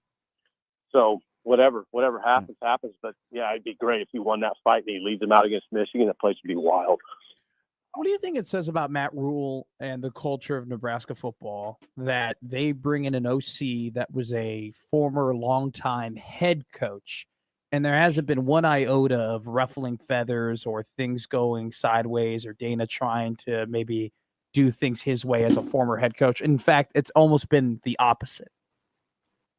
Speaks to the professionalism of both of them, and they're both veteran coaches in their 50s. Well, Matt's 50, Dana's 54, but they've been around. They know that all that, if there's rancor and there's, I don't know, just all that the background noise, doesn't help anything. Sure. It happens. And hey, Matt, you can have that stuff going on and still be successful. Mm-hmm. I mean, they could be at odds. They could be each other's throats Monday through Friday. And you can still have success on Saturday. I just think it makes it a little harder. And it's kind of a pain in the ass, and it's no fun. But it seems like Dana's having fun. He certainly had fun last Saturday in that game, and I expect to see that again this week. And let's face it, Dana's here because of Dylan. That's why he's here. Sure. Oh, And yeah. I mean, if you just want to get right down to it, if Dylan weren't here, Dana wouldn't be here. He's got a quarterback that can operate at a high level, and I just want to see it again. I hope Dylan puts up another big number. Hey, speaking of coordinators, and you wrote about it earlier this week, and through the first two games, a mix of veteran guys and some young up-and-comers in the secondary have been really good. I'm glad that you alluded to Addison Williams, because he's only talked to the media a couple of times, but he's a former coordinator that's on the back end coordinating a defense where his current defensive coordinator, that was his position last year, with John Butler. Phil Snow has experience with defensive backs. His group gets a lot of attention on it. I'm glad you brought up Addison Williams, because trying to manage all that when you used to be in charge, working for a guy that used to be in charge of the guys that you're now in front of, quite the dynamic, and they haven't missed a beat. They haven't missed a beat. And I like coaches like Addison Williams, who will never draw attention to himself. He's a little quieter. He goes about his business, and he goes about it at a high level. I mean, he went about it at a real high level at UCF, and now through 2 games, that looks like the strength of the team. That's secondary. Now, I've heard some backlash of people saying, "Duh! I mean, isn't that what we knew?" No, we didn't. That wasn't last year. That group wasn't that great. I mean, it wasn't. They gave up too many big plays on third down. It was 65th national. Nebraska was 65th nationally in pass defense. It kind of got to the point this offseason where a lot of people are talking about the secondary as a strength, and I'd be like, "Whoa! Like, how did that evolve?" They got to go do it. But what we've seen through 2 games is it's different, and there's some changes. I don't know that anybody thought Andrew Marshall was going to look like he has. He's really good. We started hearing about him in the off season, particularly in August, and he's showing what we heard, but we just heard it. Right? We didn't see it. And Singleton's really good. I mean, Singleton came into this season healthy, unlike last season when he kind of eased his way into last season because of injury. But this season, he's not easing into anything. He's probably I don't know. It's either. Well, here's the deal. If you're going to say who's the best player on the defense, it's either Singleton or Sierra Wright, and they're both in the secondary. So I mean, there you go. I think you could probably say who's the best player on the team, and you could put, at least in my opinion, Sierra Wright. I mean, I'm kind of lean towards Dylan in that conversation, but you could make a case. What was I? Oh, sorry. I was going to ask you about Mike Eckler here. Special teams, right? I mean, it was kind of crazy heading into the season. There was an expectation that it was going to be better, despite the fact they had basically replaced everybody on that unit heading into the season. The special teams met your expectations, exceeded your expectations, or did maybe you thought maybe there'd be more? No, I knew it would be good because I know how committed Eckler is. And I talked to Eckler a little bit, and he was very confident. Now you would say he's always very confident. Yeah. It's not. I mean, I don't like it when people say, "Well, Sipley's always confident." Yeah, we got a little dog problem. That would suggest that he's not genuine. Sure. No, there was a genuine confidence. Now the good news is they've been good, but they can be better. Yeah. Kenneth Williams had a lane on that kickoff. The kickoff return had a lane, just missed it. They should have blocked the punt against Cincinnati and probably should have blocked a field goal against Cincinnati. There's more to be had, and you will see more. As good as it's been, it's going to get better. That's really exciting. Oh, I think we've stabilized special teams, and stabilized isn't probably doing it justice. I think that you will see it become a reason they win. It's not. It doesn't have to be this world we got used to, which, oh God, just don't cost us on specials. Just don't cost us this game. It doesn't have to be that way. Life doesn't have to be that way. You have special teams win you games, and I think they got a coach that can do that. Was that a Great Dane as you guys were walking by the fence with your with Bullet? Ah, dang! I don't think it was a Great Dane. It was a massive dog, though. Bullet doesn't like that, so we got out of there. Yeah. Hey, we'll get chatter on this, and I appreciate you joining us on your walk with your wonderful dog. Your opinion on Michigan prior to next week, because once it goes to zeros on the board Saturday, it is nonstop for a week. Michigan around here. Your opinion changed much on Michigan after watching them in 2 games? Yeah, it's changed dramatically. That game it's extremely manageable if Nebraska can hold in against the run. But the thing that Bill Bush on our show here in Lincoln has driven home is that Michigan does not run the ball in the same way as it did under Harbaugh. It's not even trying to. They have a new offensive coordinator, Chip Lindsey. They're not using multiple tight ends. It's not an attitude. With Harbaugh, it's much about just this attitude. We're gonna line up and run gap scheme, and we're just gonna overpower you. And we're gonna use multiple tight ends. No, they're not doing that, and it's not an attitude. Bill has said they've lost their way. So I don't expect it to be the Michigan we saw a few years ago. I don't think anybody should expect that. Doesn't mean they won't be good. And my the fear I have a little bit is that even at this reduced power, that Justice Haynes, Yes, yeah, that can still get going. And that's the thing. I'm still skeptical that Nebraska can hold up against a good run game. Yeah. And they got to prove a lot of people wrong. All right, we got that. Once the game's over on Saturday, we're all about Michigan. But until then, it's HCU. Sip, as always, appreciate it. Have a good weekend. We'll see you on Sunday or Saturday. Thanks, guys. Thank you, guys. That's Stephen M. Sipple. Weird things were discussed in Ann Arbor about Bryce Underwood. Maybe they use Bryce Underwood differently without Sharon Moore in attendance. Really? They don't want him to use his legs. Moore said, we're trying to preserve his health. Chip Lindsey, his coordinator, said, we would like to see the spark of his legs. One's the OC, the other's the head coach. The head coach ain't there for 2 weeks. Yeah. They should use his legs. Well, yeah. So they're trying. I think do not fall into the Chris Kleiman of 2025 with Avery Johnson. Avery Johnson can throw it, but his legs are a huge asset. And they've tried to turn Avery Johnson more to staying in the pocket instead of letting him run. Yeah. And I think he has 78 yards rushing in 3 games for K-State, and 25 of them were on 1 carry. So Bryce Underwood, not a drop back passer yet. Yeah. But when he's able to freelance and run a little bit, now he's a big runner, so he's not going to blow the doors off you and give you a little shimmy.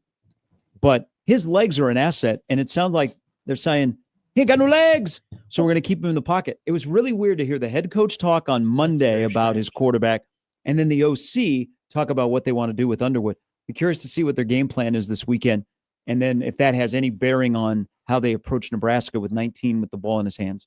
What's the point of having an athletic quarterback if you're not going to use his athletic skills to your benefit? No.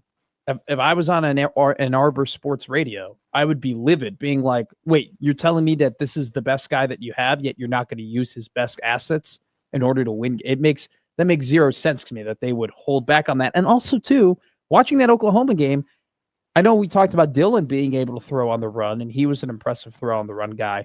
I think Bryce Underwood is pretty damn good throwing on the run as well. I mean, he seems like a lot of young quarterbacks more comfortable outside of the pocket. So, I think it's a no-brainer that they should continue to use his legs. One thing is definite about Michigan. Their tempo is a lot different. Not greatly, oh my gosh, now they've gone up-tempo. Mm-hmm. But last year they would run a play every 30 seconds. Whoa. This year they're at 27 seconds. Okay.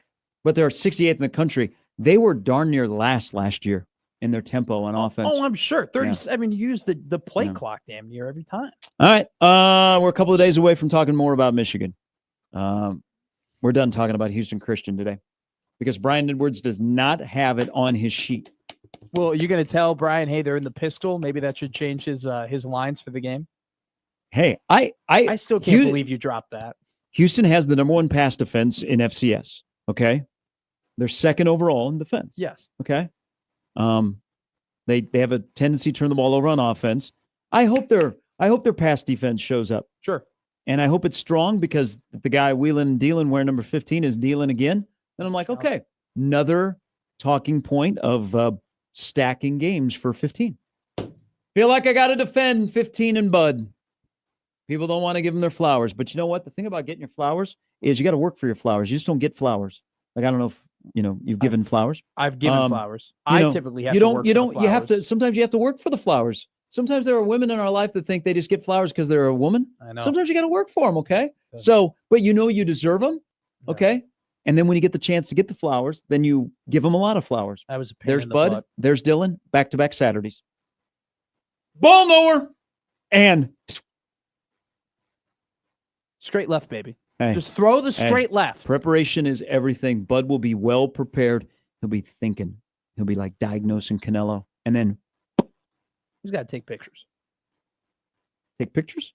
You ever heard that boxing phrase? Take pictures. Teddy Atlas never told me that when I was sitting on his lap. I'm pretty sure Teddy Atlas created that term. Never said that when Teddy and I were chopping it up about the boxing game. We are firemen. We are firemen. I said, hey, when I was a little kid, all I knew was a guy from Davenport, Iowa named Michael Nunn. And he goes, oh, yeah, he went to jail. Okay. Brian Edwards is coming up next on 1620 The Zone.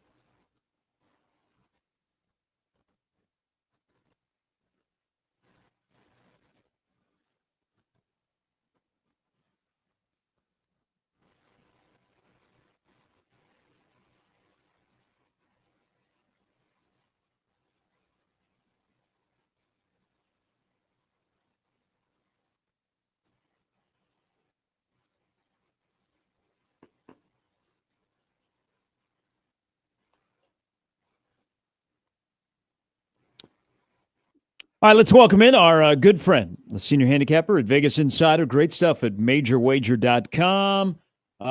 Bounce back weekend for him with his beloved Gators. They go to LSU. We'll get into that pick as we welcome in Brian Edwards. Good morning. Good morning, gentlemen. What's happening? Hey, we are about done with non-con around here. It's an FCS weekend in Lincoln. We're on to Michigan. We'll get to that next week. But let's get right to this because you have a busy card for week 2 of the NFL, week 3 of college football. Mizzou, who looked impressive. They were aggressive. The quarterback looked good. They won the border war against KU. Now they get, I don't know, as a trap game. They play Louisiana. How are we feeling about the total in this game? So I like Missouri's team total to go over 37.5. I know they had to get a late long run to get the cover last week, but if you dug into the box score, it was wild that it was even a close game. KU had a long scoop, or not that long, but like a 40-yard scoop and score was one reason why. But Mizzou out yarded the Jayhawks 595 to 226. They out first down them 28-13. They more than doubled their time of possession. Prabula was fantastic again, 30 of 39, 334 yards, 3 touchdowns without an interception. And so now they've scored 61 and 42. And the Raging Cajuns, well, first off, their starting quarterback, Walker Howard, who was a 4-star out of high school, a legacy to LSU, and then transferred to Ole Miss. But he got hurt in week 1. He's out indefinitely with an oblique issue. And the Raging Cajuns, going back to 2021, when they have played Power 4 competition, they gave up 38 at Texas, 49 at FSU, 35 at Minnesota, but PJ Fleck's not an offensive juggernaut, 38 at Wake Forest, and 34 to TCU in last year's 34-3 loss in the bowl game. But it was 34-0 with 9:26 left in the third. The Frogs just, hit the brakes offensively. And then I'll also add a high-quality G5 program. Tulane scored 41 on them in Lafayette last year. So I think Missouri probably scores, 42 to 49 or 52, and I like them over team total 37.5. Let's hit a trio of SEC games. Florida LSU in Louisiana. This line, I think at one point opened at 9.5. It's now 7.5. You got it when it was up in the crooked number, but why did this line change so much? I think a lot of sharp money came in on Florida. I mean, it's not like LSU looked very good last week. 23-7 final to La Tech at home, and the Clemson I know it's just one data point in 1 week, but the Clemson win isn't really aging well with Troy having a 16-3 lead at Clemson at halftime last week. And Billy Napier's been notoriously atrocious as a favorite and really good as an underdog his whole career. 26-14-1 against the spread in 41 underdog spots, and only 6-3 against the spread as a road dog at Florida. But counting his Raging Cajun days, 14-6-1 ATS overall as a road dog. And Caleb Banks, one of Florida's best players, is back this week going against. He's a D tackle that's maybe a first-round pick, if not definitely second. And LSU's O-line is having some issues. I mean, Caden Durham, who is an absolute stud running back, is only where's my note on him? Here we go. Only 103 rushing yards on 30 carries, 3.5 yards per carry. Florida got 2 tutties called back, more than 100 yards of penalties. I mean, no excuses. Got out coached, but I think as long as you're catching 7, you're in good shape. 9 of the last 15 head-to-head have been 1 possession games. Good quarterback matchup. Vandy, South Carolina, week 3, Pavia against Sellers. It's weird. Week 3, they both have a common opponent in Virginia Tech. Does Vandy, as a dog, go in and make some noise in Columbia on Saturday? Absolutely. If you did not watch or look at the box score for South Carolina's 38-10 win over South Carolina State, an FCS opponent last week, then you missed the whole story. South Carolina State out-yarded the Gamecocks 270 to 253. They had a 34-39 to 25-21 advantage in time of possession. It was 3-zip South Carolina State with 5:01 left until halftime when South Carolina got a Bakari Swain 65-yard punt return for a touchdown. The Gamecocks then got a 3-and-out, and they got another punt return for a touchdown. And then in the third quarter, they had a 46-yard scoop and score from the defense. And let's remember in the 24-11 win over Va Tech, Swain also had an 80-yard punt return. So South Carolina's offense is really struggling. And, it was domination by Vandy last week, 490 to 248 advantage in total yards, 23 to 16 advantage in first downs. Vandy now with Diego Pavia as an underdog 9-2 against the spread with 6 outright wins, and as a road underdog with Pavia 5-0 against the spread with 3 outright wins. I think Vandy goes into Columbia and wins outright. Arkansas and Ole Miss meet. Do we expect offensive fireworks in that game in Oxford? I sure do. 3 of the last 4 head-to-head have produced 94, 69, and 103. And 7 of the last 10 in this rivalry have had at least 64.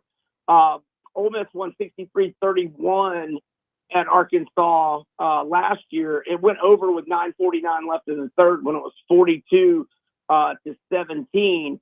Taylor Green is playing fantastic. 71.9 completion percentage, 561 passing yards, 10-2 TDI&T ratio, and he's also got 192 rushing yards, 1 touchdown, and 10.7 yards per carry average. And it doesn't hurt our cause to the over that Arkansas starting defensive end Quincy Rhodes, who is the SEC's co-leader in sacks with 3, he's questionable.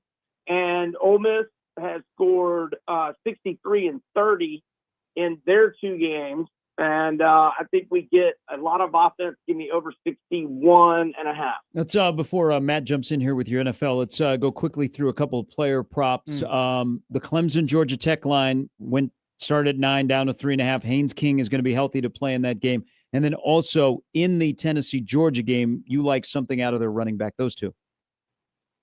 Yeah, so I'm going to go with Star Thomas, Tennessee's running back, to have an anytime touchdown with, rushing or receiving. He's got 2 rushing touchdowns so far, 1 receiving, and he's been getting more of the touches down in the red zone. But one I like more is Haynes King to go over 48.5 rushing yards against Clemson.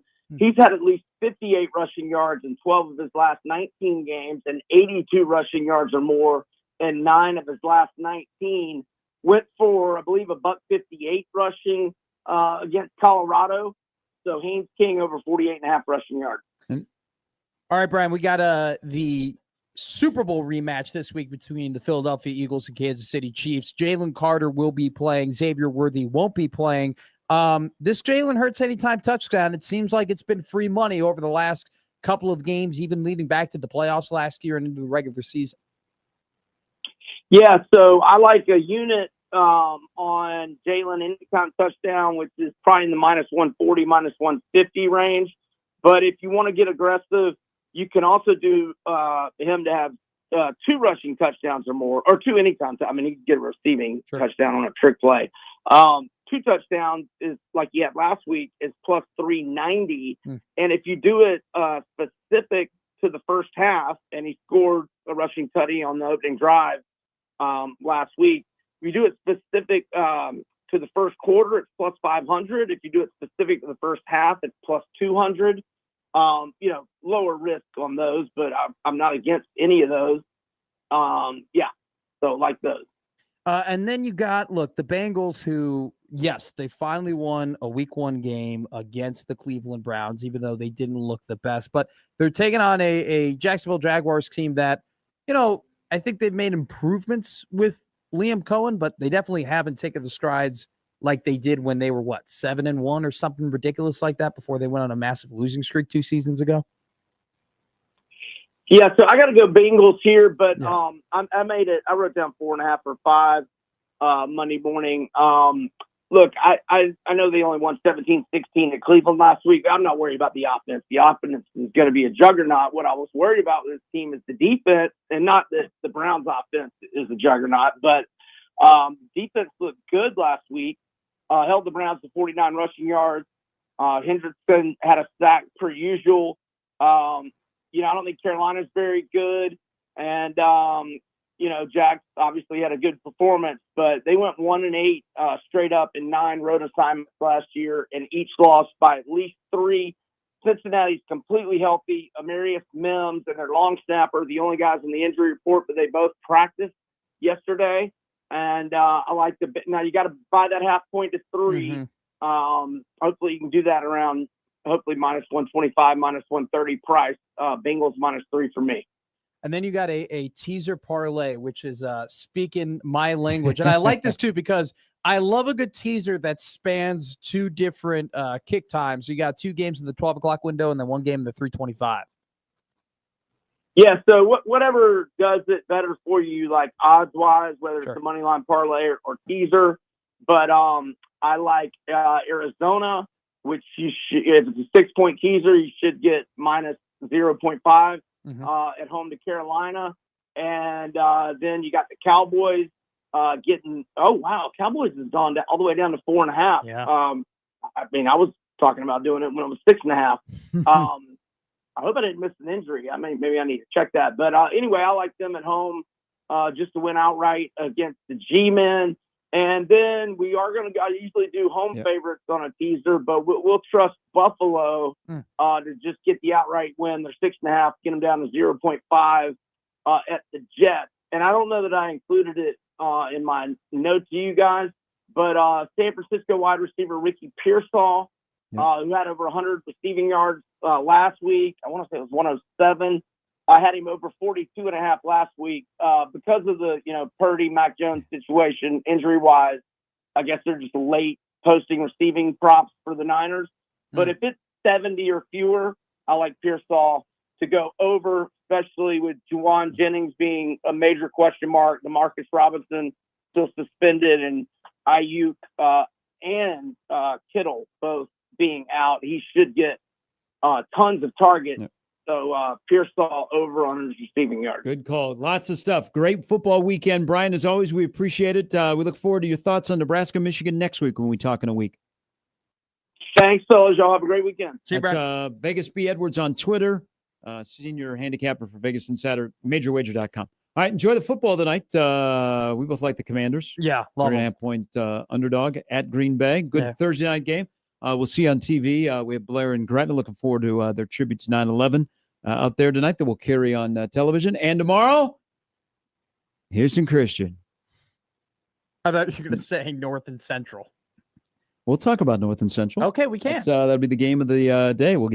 I'll be TV, you'll be radio. Yeah, you'll be super experienced, and I'll be doing my... You got to start somewhere. Yeah, I guess. Football Friday Fiesta is 20 hours away. What is next is the crossover